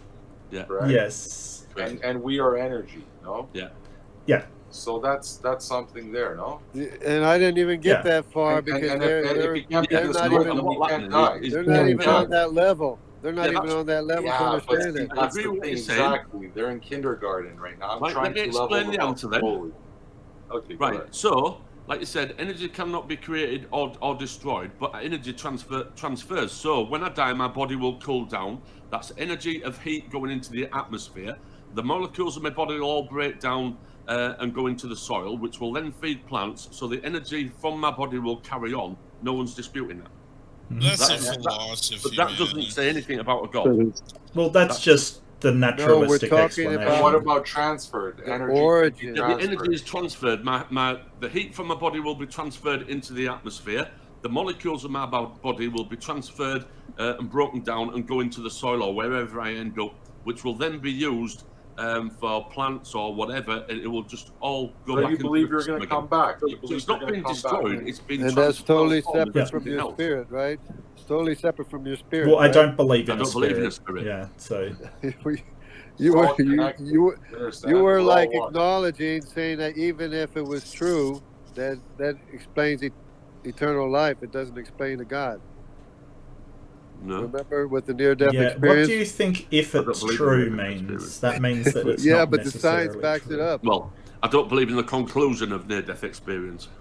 Have you looked into near-death experience a lot or not? I've seen lots of videos and explanations of them, and to me, the scientific explanation of a near-death experience is more convincing than what people's interpretation of a near-death experience is.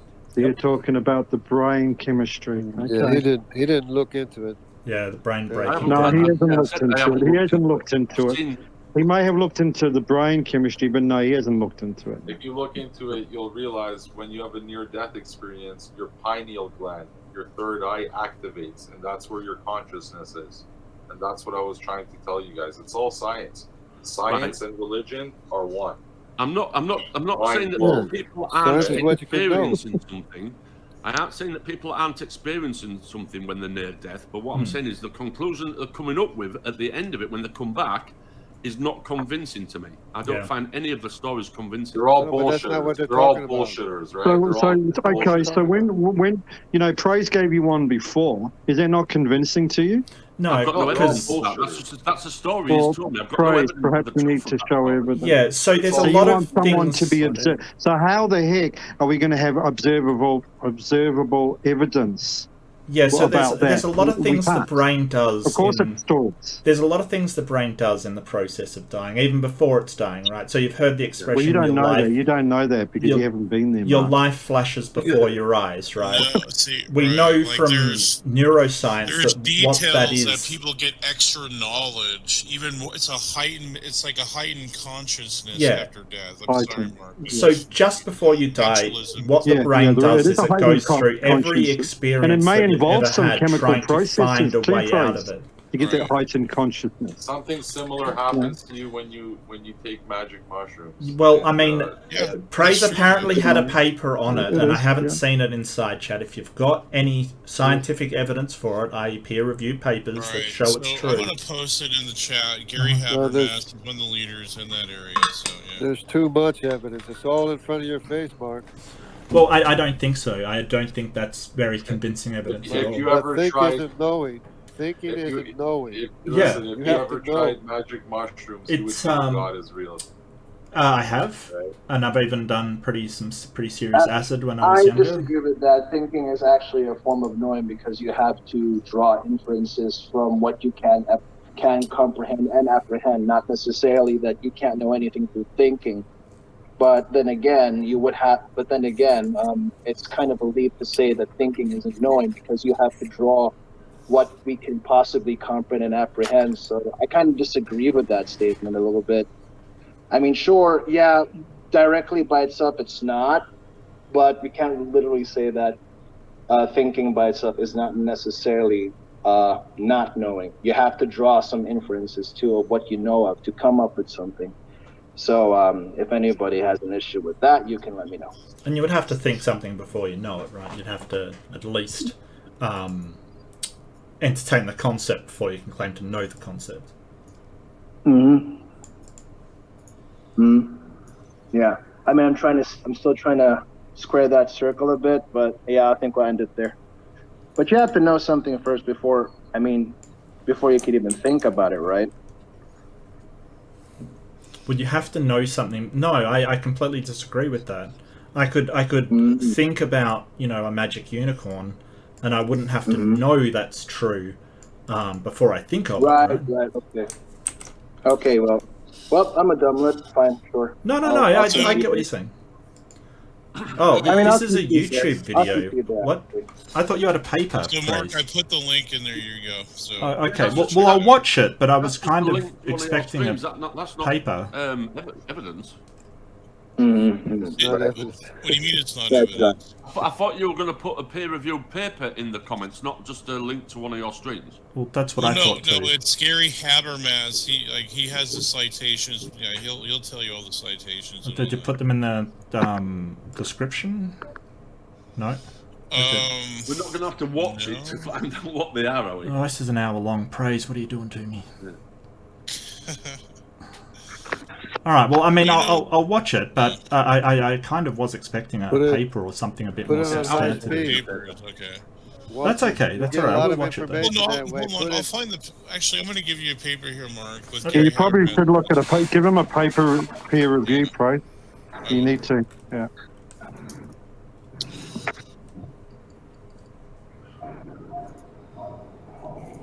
By the way, hello to the panel. I just... What's up, Bulky? Good to see you, buddy. Bulky. Hello, everyone. I'm doing well, doing fine. I mean, I'm not going to be here long. I'm going to have to go back and study some more, but I'll just chime in for a little bit. Oh, you're talking about Maria in the tennis suit, Price. What you studying? That's what I was talking about, yeah. What you studying, Ronan? Oh, me? Physical therapy. Oh, cool, man. Yeah. The body is a very interesting structure. So yeah, it wasn't what came into mind the first time I took the course, but later on it dawned on me, and I'm like, oh, okay, this is actually interesting. Might as well learn how to. Yeah. Yeah, and it's a good course because it's really conventional. That we don't per se depend on surgical or pharmaceuticals. We'd rather have the patient makes a movement to perform movement so that I mean, basically exercise. I'm just going to put it simply. Exercise is the substitute for medications. That's how I'll put it. Like preventative wise, yeah, absolutely. Depends what's wrong with you, though, doesn't it? Not really. Sometimes I guess, like, because I mean, if you consider it, if you can strengthen up the muscles around the bones and the ligaments and all, and look, Ron will be able to tell you all about it, but you can actually prevent an incredible amount of stuff. Well, Thanks, Praise. I mean, that's different than saying it Yes. cures everything. Like the metabolic effects of exercise would prevent a number. I mean, I don't know how far that limitation would go, but let's just say, if you keep exercising your heart, then and you take care of your blood vessels, then less likely you'll have peripheral vascular diseases or heart diseases. That you can prevent that, or if you let's say you can prevent from getting easily fatigued, especially at work, when you basically just exercise. I mean, it's basically one way to. Would you add nutrition to that? Because nutrition is very important to go with the exercise. Like, I mean, we're not exactly nutritionists, but let's just say, if I know a patient is taking, like anticoagulants, so those are blood thinners, so maybe thinking, oh, this guy has thick blood, so okay. Go easy. But you don't even need that. You can take hawthorn berries, and you won't need the anticoagulant. Yeah, that's exactly. There's a lot of anticoagulants. Yeah, even curcumin is another one.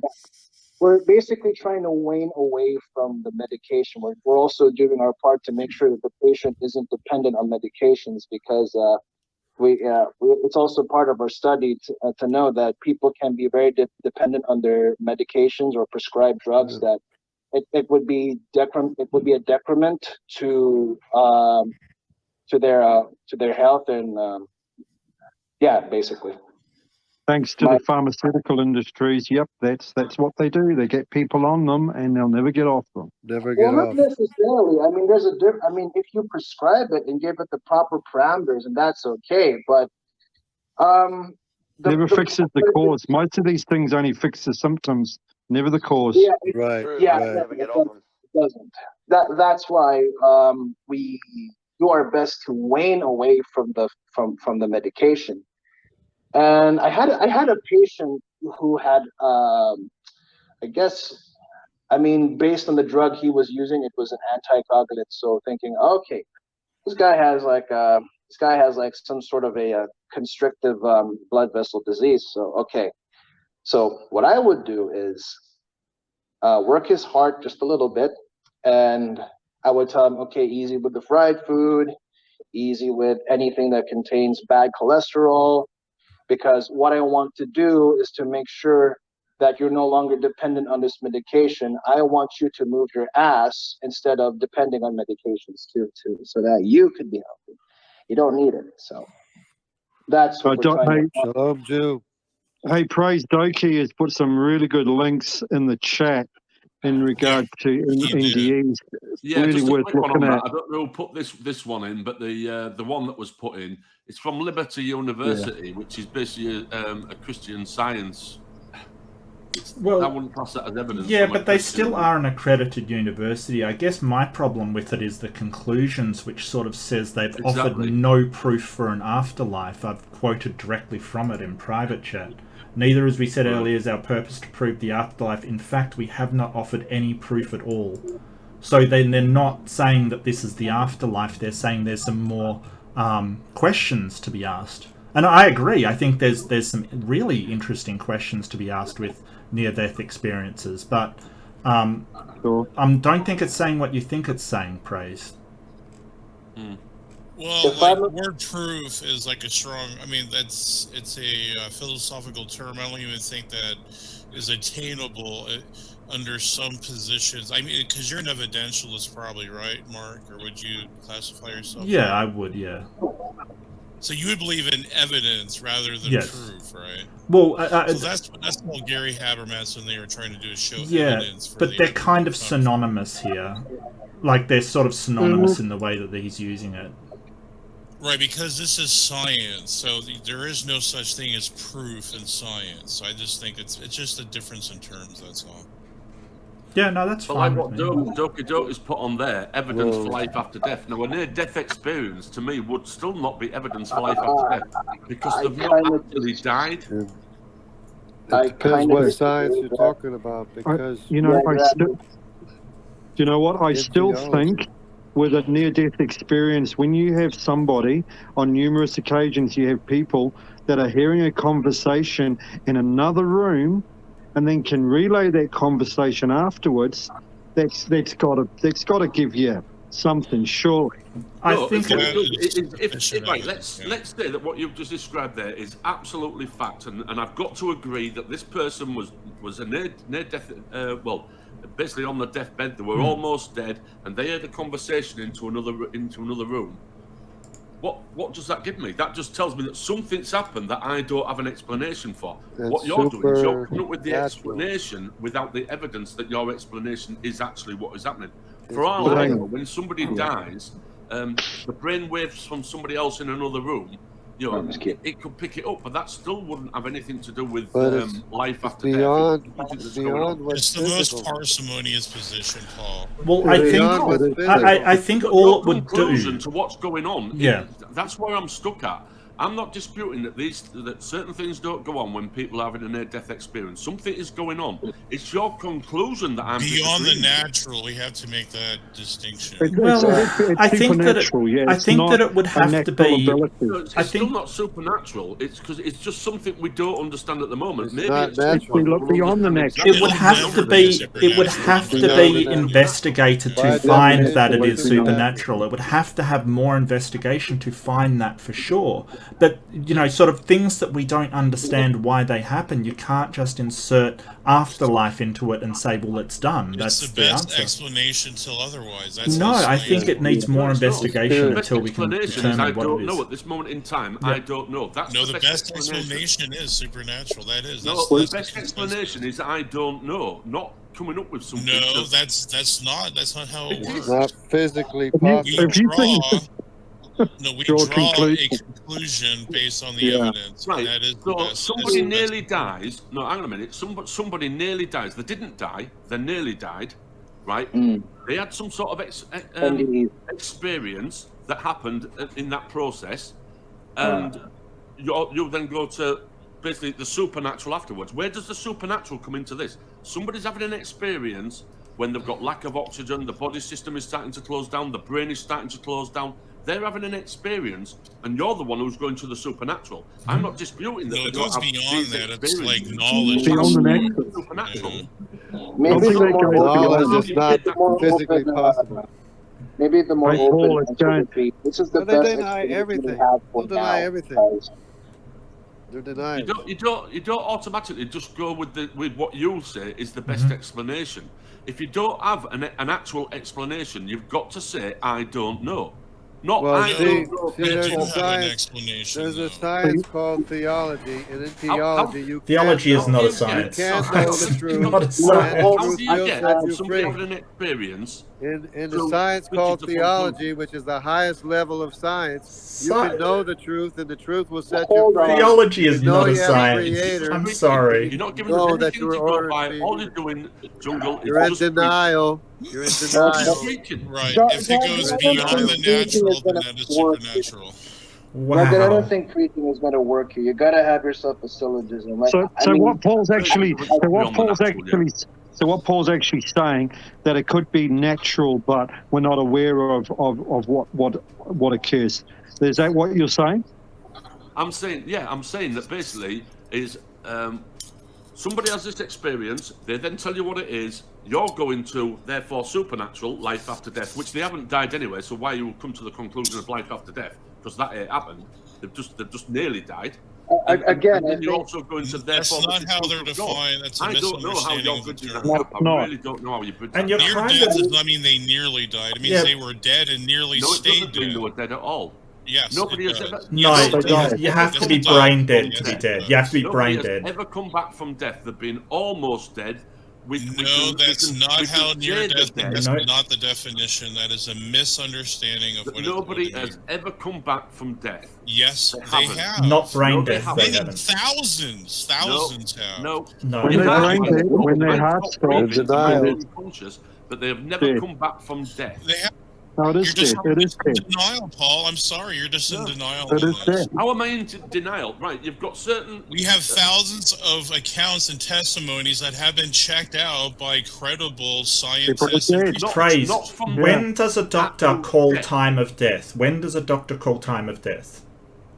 At brain death. At brain death. That is when someone has died. People have not experienced brain death and come back from it. They haven't. Yes, they have. Yes, they have. Yes, they have. People have been in the morgues and they've come out. Yes. They're not brain dead, though. I don't know where you've been, Mark, but that is just completely false. In fact, if you look at Bruce Grayson, he's one of the leaders in this. He can show you thousands of accounts. I get what you're saying. Right, so, somebody dies, right? They don't automatically put things onto the brain to make sure there's brain death. They'll do all different tests to see with them and they'll go, yes, this person has died, right? So that could be a misdiagnosis for a start off, right? And even if we put some sort of thing on the head to read the signal from the brain, they're floating outside their body, Paul. What else could that be? You're just going to shift the goalpost. You're not allowing me to finish. Explain God away. You're just trying to explain God away. Hold on. I agree with what Hillary's email says, because this is actually. I mean, in my physical therapy study, we actually delve into surgery. So yeah, people get revived all the time. Whenever you do a surgical operation on the heart or the brain, you have to see to it that it kind of shuts down. And then afterwards, when you're done with the surgical procedure, you actually have the body. There's a term for that, but it just reactivates. I'll just put it that way. So if that's possible, that even surgery they revive people all the time, then we can't. I mean, I want to believe it's supernatural. I mean, I believe because I'm a Christian. But if we're going to use the standard, then it's going to be kind of far. I'm not trying to explain away from God nor help them.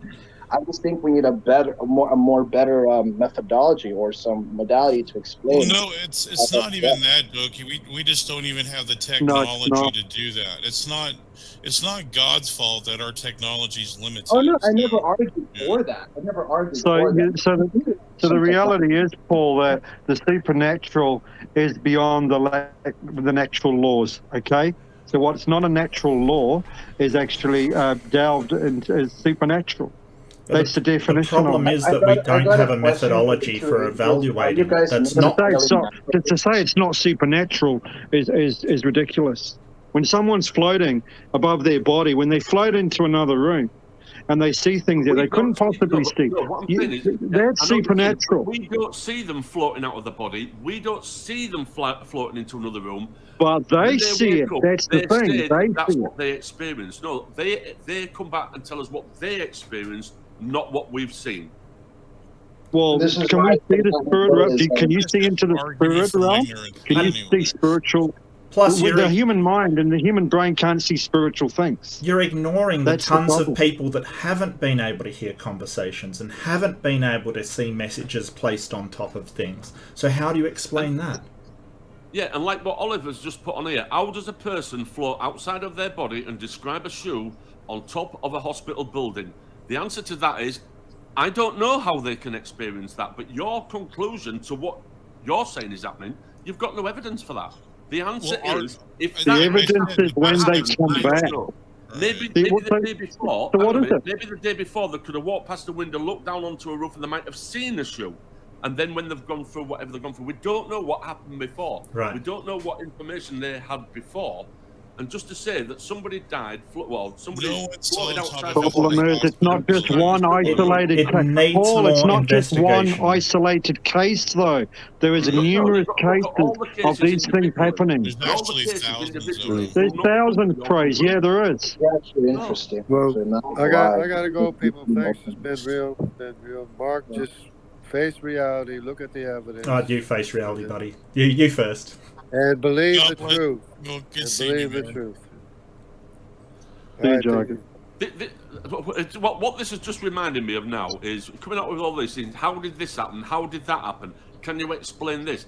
This to me sounds like the stories in the Bible when you take the children from the village and stone them because the crops didn't grow. It's literally the crops didn't grow. So what's the explanation for this? Well, that kid down the street has been a right pain all year. We've already explained the explanation is supernatural. Yeah, I think it requires way more investigation to make that conclusion that there is actually something supernatural happening. The problem is that we don't have a reliable methodology. We don't have a reliable methodology for investigating the supernatural. So if you could provide that methodology for examining the supernatural, that's great, but no one seems to be coming up with a way to do so reliably. Look behind you, Mark. Hey, Mark, look behind you. Yeah, that's science's problem, not God's problem. What have I walked in on? Children being stoned because crops aren't growing? It's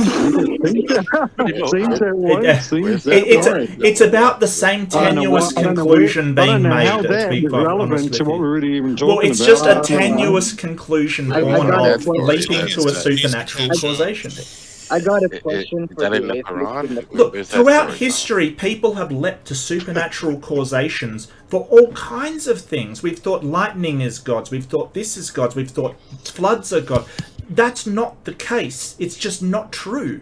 And so we generally tend not to leap to this conclusion because it has been wrong so often. That's the point Paul is trying to make. Comparing lightning to near-death experiences. Sure. It's a completely different thing. It's people simply leaping to a supernatural. Lightning, years ago, people didn't understand what lightning was, right? So lightning happened, so they came up with conclusions to what that lightning was. It was the Bible never claimed that. Like I said about the crops failing, we sacrifice animals to the gods because this would get the crops to fail. Now, you're in exactly the same position now as you've got something we don't understand, so near-death experiences, we don't quite understand what's going on, and you're saying it's a god, or it's supernatural. It's a life definition is supernatural. You're doing exactly the same thing as what they did in the past with other things we didn't understand. We don't quite understand this. You seem to all have this thing where you. But what do we not understand about it? Can you tell me what we don't understand about it? Just what? Well, what's the process? Yeah, tell us what. What's You're the process? saying that we don't understand something. What do you mean by so that? What's the process, Praise? You don't understand what is happening when somebody is near death and they end up with an experience. They come back and tell us they experienced this. You don't understand what is going on. You're saying it is... According to you, you don't understand, but we understand.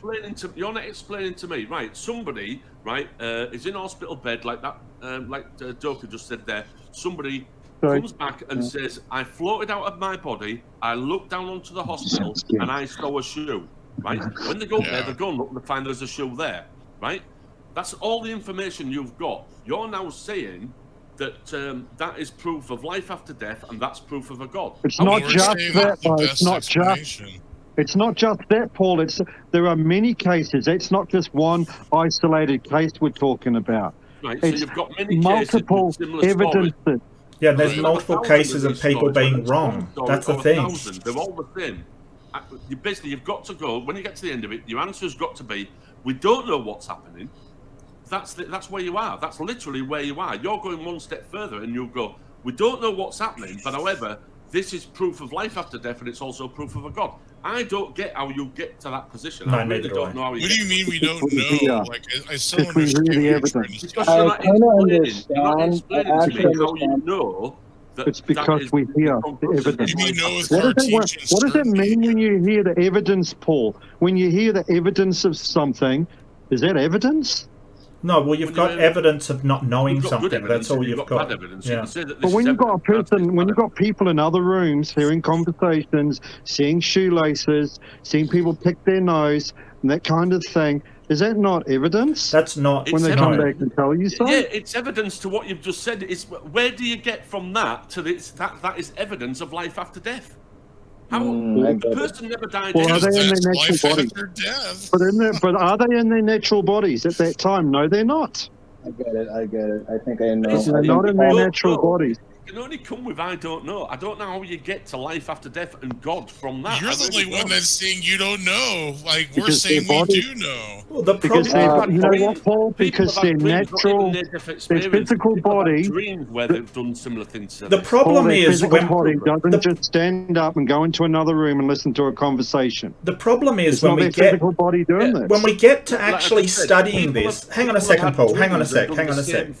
When we get to actually studying this, right, and putting it down in papers and having it like looked over like the most reliable processes we can for finding the truth, we get stuff like Praise's argument saying, hey, we're not actually providing proof for any life after death. We're just saying, hey, these things that are happening that we don't understand fit into the naturalistic world, right? We don't understand is what they're saying. So when you actually have the rubber hit the road where they have to... We're not saying that, Mark. No, we're saying that the evidence best fits the supernatural. That's what we're saying. I don't think it is. I think that the evidence says that we don't know. The supernatural. All right, then. How can you say that's evidence of the supernatural when we've actually got no evidence of the supernatural? That's like saying, hey, the best evidence for alien, like the best evidence that we have, the best explanation for crop circles is aliens. It's exactly the same argument. Well, no, it is. It's exactly the same argument. Yeah, go ahead, Boogie. Go ahead and speak just a little louder. I was just basically, I forgot my question already. Let me try to reiterate. Yeah, so I think what Paul is trying to say is that, okay, like, well, Praise, I want to believe that these NDEs are necessarily a god, but I think what Paul is saying is that, oh, somebody had a near-death experience, therefore supernatural. So he's asking you, how do you get from there? And we've explained that, though. Yeah, well, I wasn't here for a while, so you kind of have to. Well, I kind of have to review this one, and then maybe I can. I don't know. I haven't. I just got here. But are the two atheists? Are you guys necessarily naturalists? Because I think you have a more. No. I mean, I'm not trying to probe that or anything. I think I'm not a naturalist because I don't necessarily exclude the supernatural. I don't believe in the supernatural because no evidence being presented. But if someone does present reliable, robust, really good evidence for the supernatural, then yeah, I'll believe it. But nobody's presenting that. But I don't exclude it. I don't exclude it. We're trying to give you the evidence, Mark. There are some really I don't think it's very good. You know, there are some really strong cases for. There are some really strong cases for the supernatural. Okay, here is like if I was to ask you this question, Mark, when the universe came into being, well, I'd like to hear. Did it come into being naturally or supernaturally? Okay, just a sec. I'd just like to hear Paul and what his position on naturalism is. Yeah, actually, I wanted also to hear Paul's. I'll answer your question, Jace. Yeah. I think so far all explanations for everything are natural. I haven't seen any example of a supernatural, so I don't believe in supernatural. So yeah, I'd say I'm a naturalist. Supernatural may exist, but I'd need to see evidence for that. And so far, I've not seen it. So you're just agnostic towards the whole thing. Yeah. So a naturalist, Paul, is that a naturalist necessarily says that there is no supernatural, right? It basically says. Like there definitely I was going to disagree because and obviously if there's evidence for the supernatural, I would have to accept it. Okay. Okay, fine. You guys can have that position, but I think it's kind of a bit of a compromise. Because some naturalist named Richard Lewontin, he says, and I quote, like. No matter how ridiculous, I can't remember it word for word. So yeah, no worries. No matter how ridiculous or uncontrolled our methodologies are, we have to continue to endeavor for these things. We can't simply allow a divine foot on our doorstep. Now, I'm not saying that's necessarily you both, but I kind of disagree on that one because.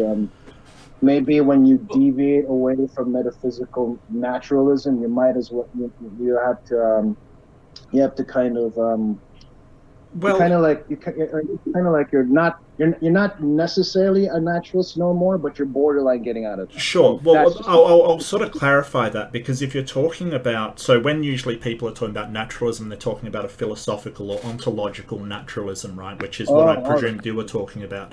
That's opposed to science, which is methodological naturalism. Now, what science says is that you cannot start with supernatural causes. Like, you can't start with them. It's fine if those, like the process of methodological naturalism leads to the supernatural, but you can't start with supernatural things, and you can't use them in finding the conclusion. So, yeah, I believe in methodological naturalism as being the best way to examine reality that we have, and there's a lot of evidence that. So I hope that clears it up, Ronan. Yeah, and plus, whatever this supernatural event is, can I just put my bit in? Whatever this supernatural event is that's happened, that we're now going to call supernatural, that would have also have occurred in the natural world, so now it would be part of nature, it wouldn't actually be supernatural. The same as lightning, thousands of years ago, lightning would, if we're having this conversation then, lightning would be classed as supernatural, because they don't have an answer to where it is. Now we've got an answer to it, we can see how they thought it was supernatural, and that gods were doing it, but now we have an explanation for it. It's now part of the natural world. And I would suspect that whatever it was that we find that we now class as supernatural, it would then, once we begin to understand what it is and what's actually going on, it would actually be part of the natural world. No one in the Christian faith has ever said that lightning was created, like God actually shoots lightning bolts down from his hand. No, we're talking about one's ever said humanity in general. We're not sort of saying Christians, humanity, like the ancient Greeks believed that, for instance. Something appears to be supernatural. Once you look into it, it may be part of the natural world. So for some people, lightning can appear to be supernatural, but once you understand the process of what's going on with lightning, it's part of the natural world. So this supernatural event that we're trying to think of at the moment, once we find this supernatural event that we're going to call it supernatural, we actually get to understand what it is and what the mechanism is and what's going on. Right.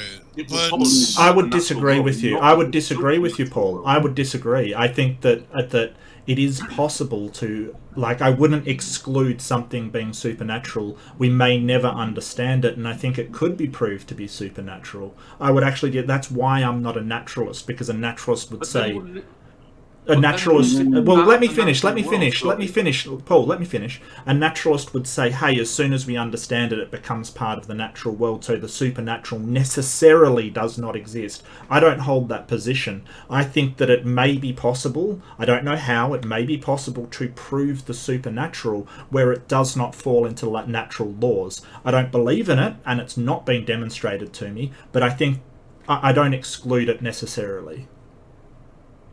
Yeah, that's a fair position. Okay, but at the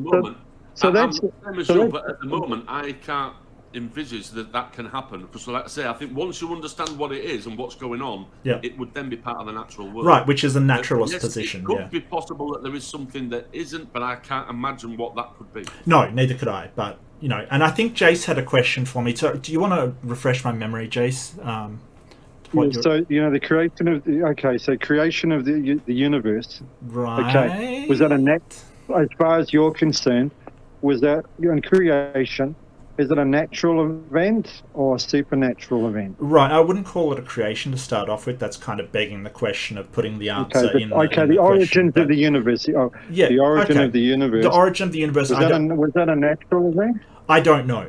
Right, that's the best answer I can give you, because we can only see up to Planck time after the singularity started to expand, and we can't see the very, very origin of the universe. So I don't know, because we can't examine it. However, with the amount of things that we found to be natural, I would probably say the best explanation would be natural, but I don't claim that to know that for sure, Jace. I don't. Okay. Yeah, okay. So if that's the case, so the next question I have for you is, so do you believe that something supernatural can exist? Is possible under, sort of in a possible world, yes. I don't believe it, but I don't exclude it necessarily. I'm not sure how else I can put that. Okay, so that makes it a viable option then, that God is not just a fairy tale? Possibly, sure. I don't exclude it, but I don't believe that to be so. I believe there is no God. From the evidence I have and the logic that I've used and the stuff that I've looked into, I don't believe they exist. Now, I want to make this clear. I don't claim to know that a God doesn't exist. I believe they don't. I have a question for you, actually, you, Mark and Paul. Yeah. Do you believe the scientific method can give you truth? Yes. I think the scientific method is the best way for getting truth, yes. Yeah. It can do you see how viciously circular that is? What do you mean? So you're saying the scientific method is true because the scientific method is true. That's all you're saying. Well, no. Yeah, but it has been demonstrated to be true, so it shows that that process actually works, and it's the best process we have of finding out the truth. Based on what, though? Well, based on just your anecdotal claim, or like, what do you mean by that? Well, no, you're using technology provided by the scientific method to currently communicate with us. It's the outcome that we're looking at. It gives a reliable outcome for things that we can do that shows that it has given us certain truths about the reality. No, that's false. And what would you replace the scientific method with? So, what's the alternative? Let me just correct you on the misunderstanding of science. Science is provisional. It is inductive. It is not deductive. So before you can make a deductive, you have to extrapolate the data and interpret the data. So you need interpreters of the data. So that goes into philosophy. So what's observational? What's wrong with induction? What's your problem with induction? It's well, first of all, it's tentative. It's how do you know it's from one moment to the next that it's going to be true the next moment? You have nothing to base that truth claim on. But you use induction every day. You can still consider your computer to act the same as it did before. Though. Well, sure. And I mean, when you say tentative, more data and more information comes in. When you say tentative, it's just that not all confidence levels are the same, but we can have a lot of confidence in the methodology that science provides us with because of the outcomes being so reliable. But scientists just collect data. They don't interpret the data, Mark. Of course they do. What are you talking about? Scientists just collect data and do research. Whoever says they interpret the data, that's ridiculous. No, they don't interpret it. They observe it. They observe what's going on. They make conclusions from that data. What are you talking about? The conclusions of the data, they go into epistemology. You know what epistemology is? Yeah, I do. Well, that's philosophy. You see the difference? You're moving into philosophy there, and I'm challenging your philosophical assumptions. Okay, so do you know the scientific method process? Yeah. Okay, so it's observation, questioning, hypothesis, falsification, conclusion, peer review, replication. Basically, that's essentially the entire steps. So what about when did peer review get added to those steps? What about that process when they try and falsify what they're talking about, right? And this is the induction that you're talking about, and then making the conclusion from whether that has been falsified or not isn't analysis, because that's exactly what it is. It's analysis of the results of your experiments. When did peer review get added to those steps? When did they add peer review to the scientific method? Probably during the Enlightenment, I would guess. But I mean, the libraries of the ancient world have been up for ages, and philosophers and sort of natural scholars used to, share information. So it's been around for ages. I'm not sure what you're getting at. During the Enlightenment period? The what, sorry? Francis Bacon was during the Enlightenment period? I would imagine that's when sort of modern peer review got established, yeah. Oh, okay. That's when peer review got established as part of the scientific method. I would imagine so, yeah. You would imagine. I'm gonna have to jump out. I just want to. You would imagine so. Yeah. All right, Paul, man. Good seeing you, Paul. See you, Paul. Take care, mate. Paul. Yeah. So hey, I'm gonna jump out as well. So good talking to you too, Mark. Good to meet you, Jason. Good to meet you. I just want to say, the last thing I want to say is that the concept of God is supernatural. And it breaks the laws of nature and everything we think we understand. Okay. Okay. Yeah. Anyway. Good night. Yeah, no worries. See you, Jason. Yeah, so I think the Enlightenment was the origin of the current scientific method. Yeah.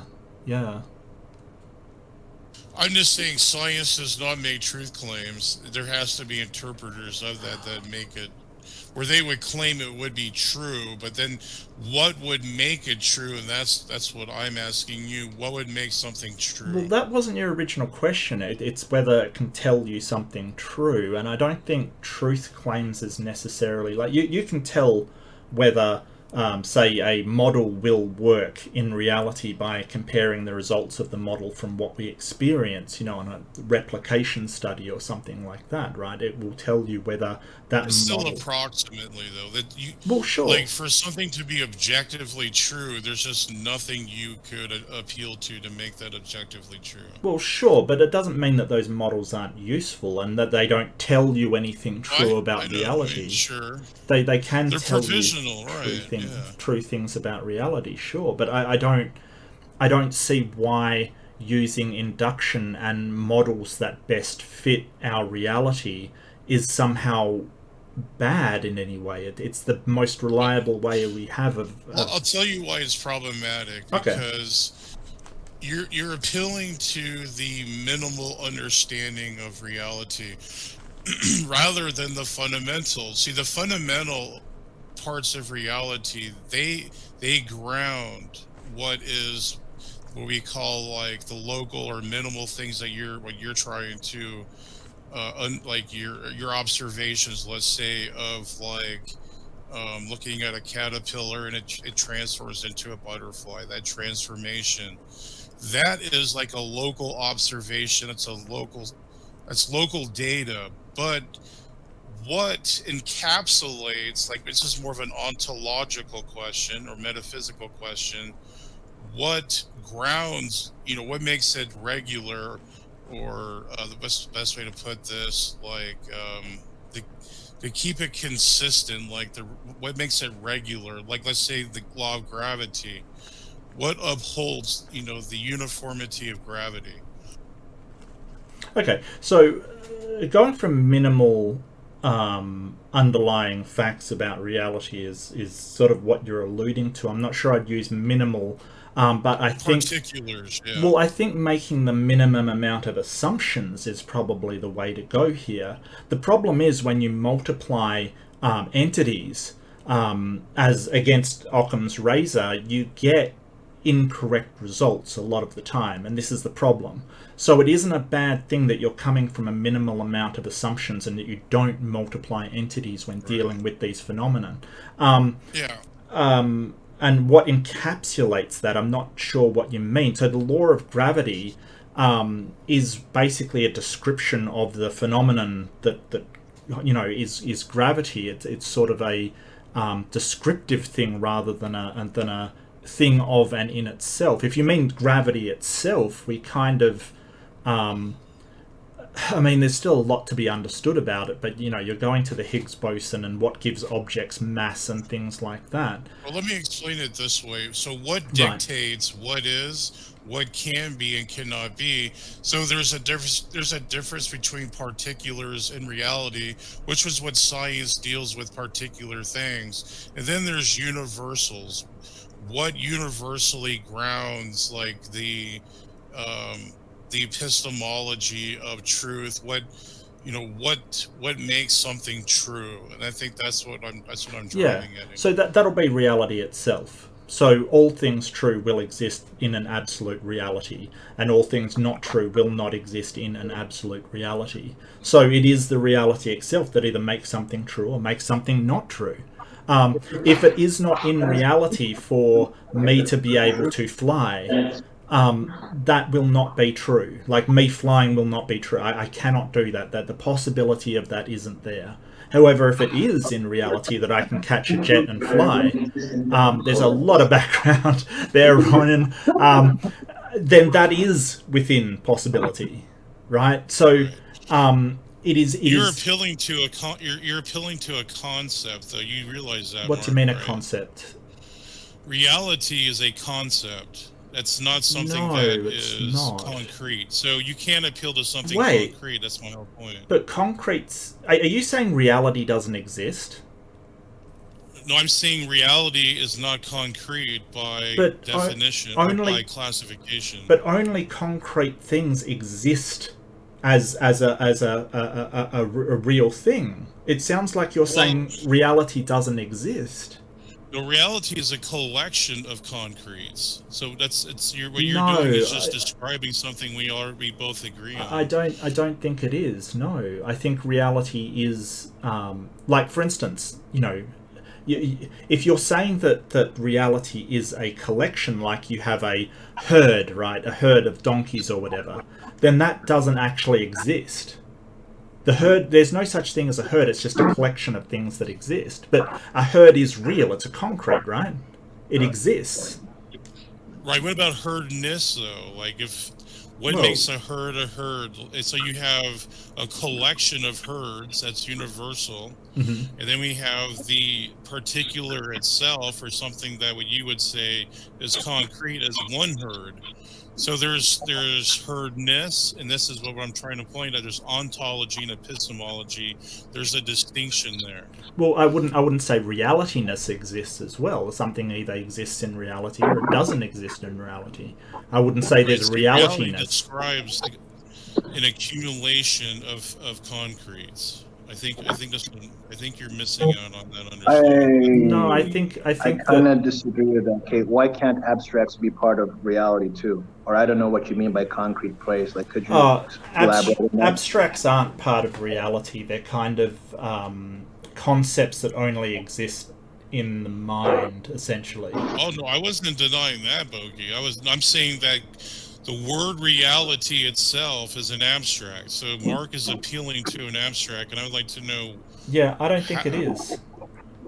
But logic is an abstract. It's not necessarily physical, or it's not necessarily concrete. I mean... Yeah, I'd agree with that. It had to be conceived before you could actually call something logic. I don't know. I mean, I'm kind of new into this metaphysical thing or something. But yeah, I mean, I would disagree that, I mean, logic is in many ways an abstract. Like, you had to, well, not purely or perfectly, but you have to quantify what an atom is, you have to quantify what special pleading is. So if you're gonna jump like abstracts aren't part of reality too, then you would have to exclude like philosophy or logic. I mean, I disagree on that one, but if you have a justification, then sure. I mean, I'm willing to listen to it. Sure. Yeah. So concrete particulars are things like a dog, a mouse, but then we have a collection of mouses and dogs and in other classifications of living things and stuff like that. So that would become more the more ontological based understanding. That's the abstract. But ontological is the metaphysics of something. So if something exists ontologically, it is a concrete. Well, yeah, so the particular, the individual concrete things, yes. Yes. But then there's a collection of those things too. Riddle me this, Praise. You're a collection of cells, right? Collection of what? Cells. Yeah. Yeah, so why aren't you an abstract? Because you're a collection of cells. Well, no, it's the cell, like if you have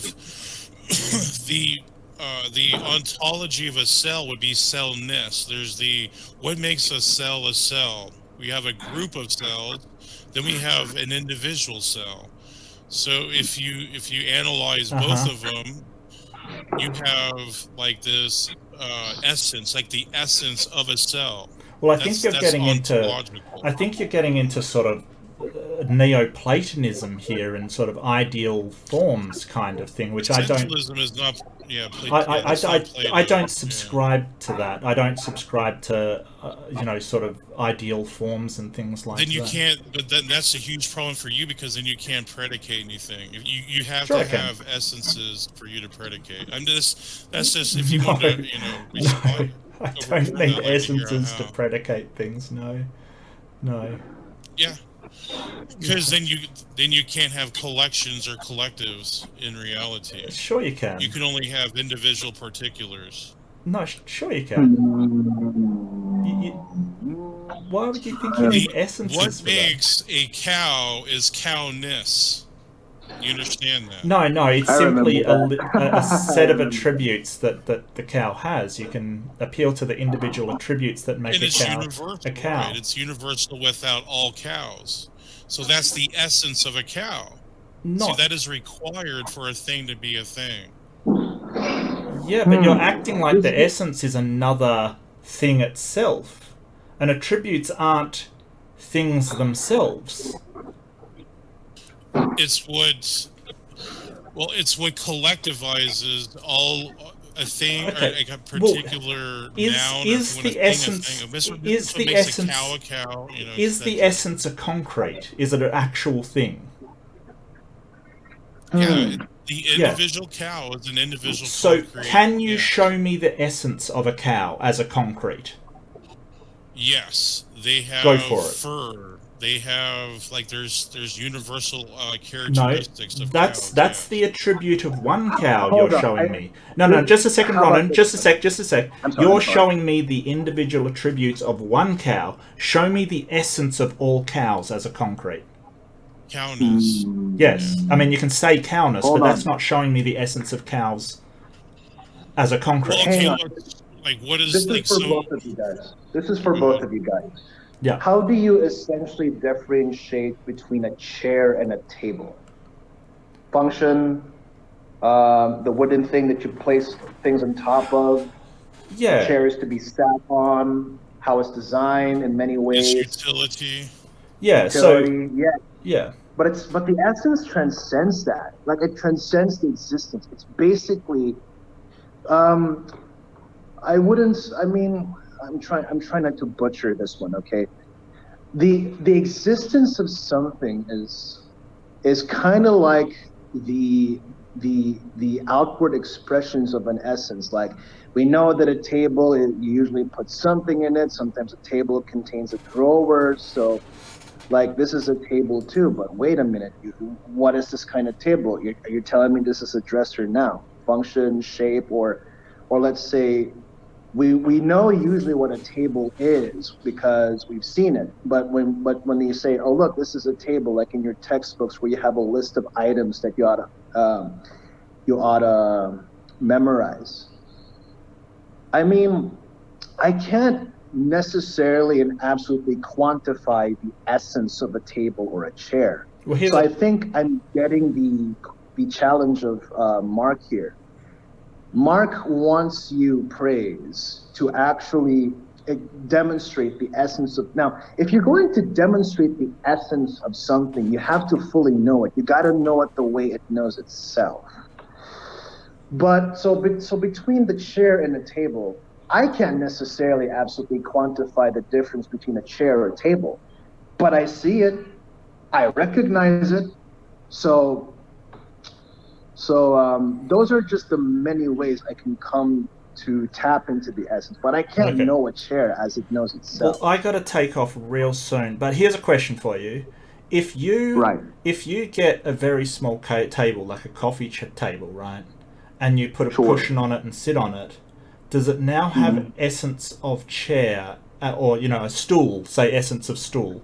And, no, it doesn't have what changed? What changed in that essence to make it a stool? I mean, there's no change to the essence, since the essence transcends the existence. Because experientially, a table can be sat on, but it doesn't lose the essence of a chair. Okay, so I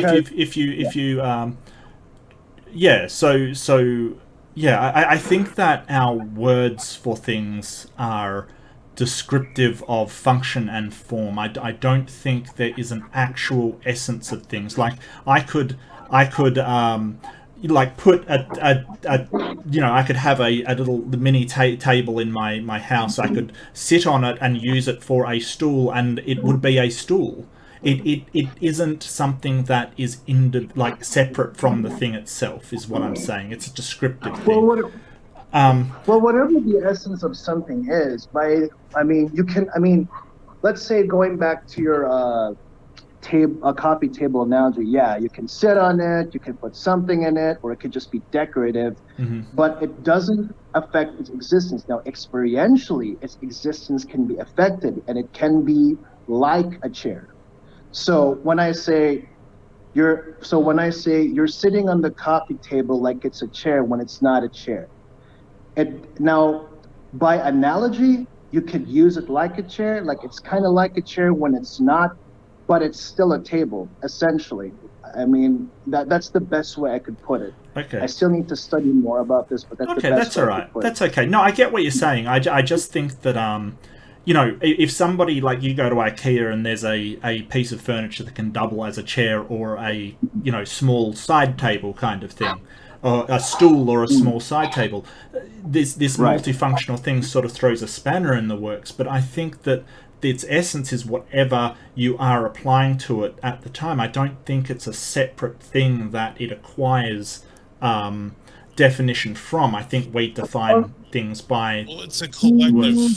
This is something I haven't made peace with. They're not necessarily separated from each other. Okay. They're not separated, but they're distinct.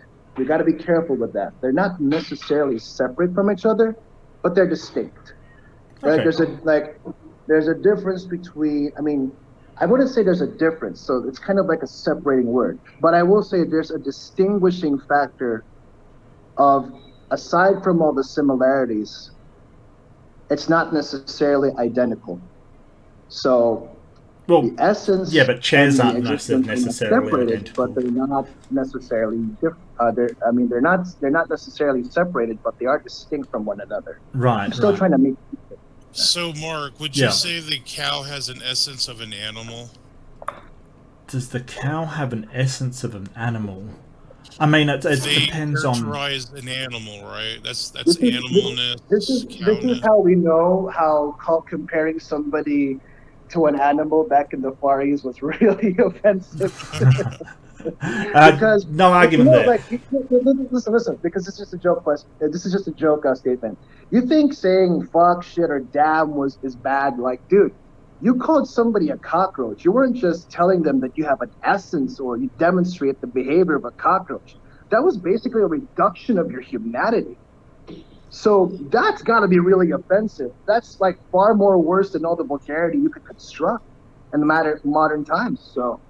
Yeah, this is how. Well, I don't generally go around calling people cockroaches or anything, but I'll keep it in mind. Those are essences. Well, they're just categories that we put things in. That's herbivore. I mean essence, but when you use words to describe things, they're basically.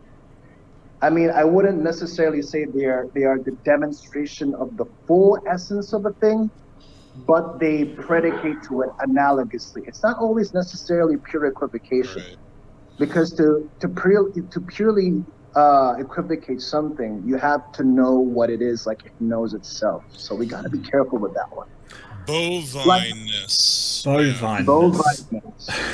Well, or how about this? I might, Ronan, sorry to interrupt. I might leave it there. I got to go for dinner, but it was awesome talking to you guys. I had a blast. Yeah. Thanks, Mark.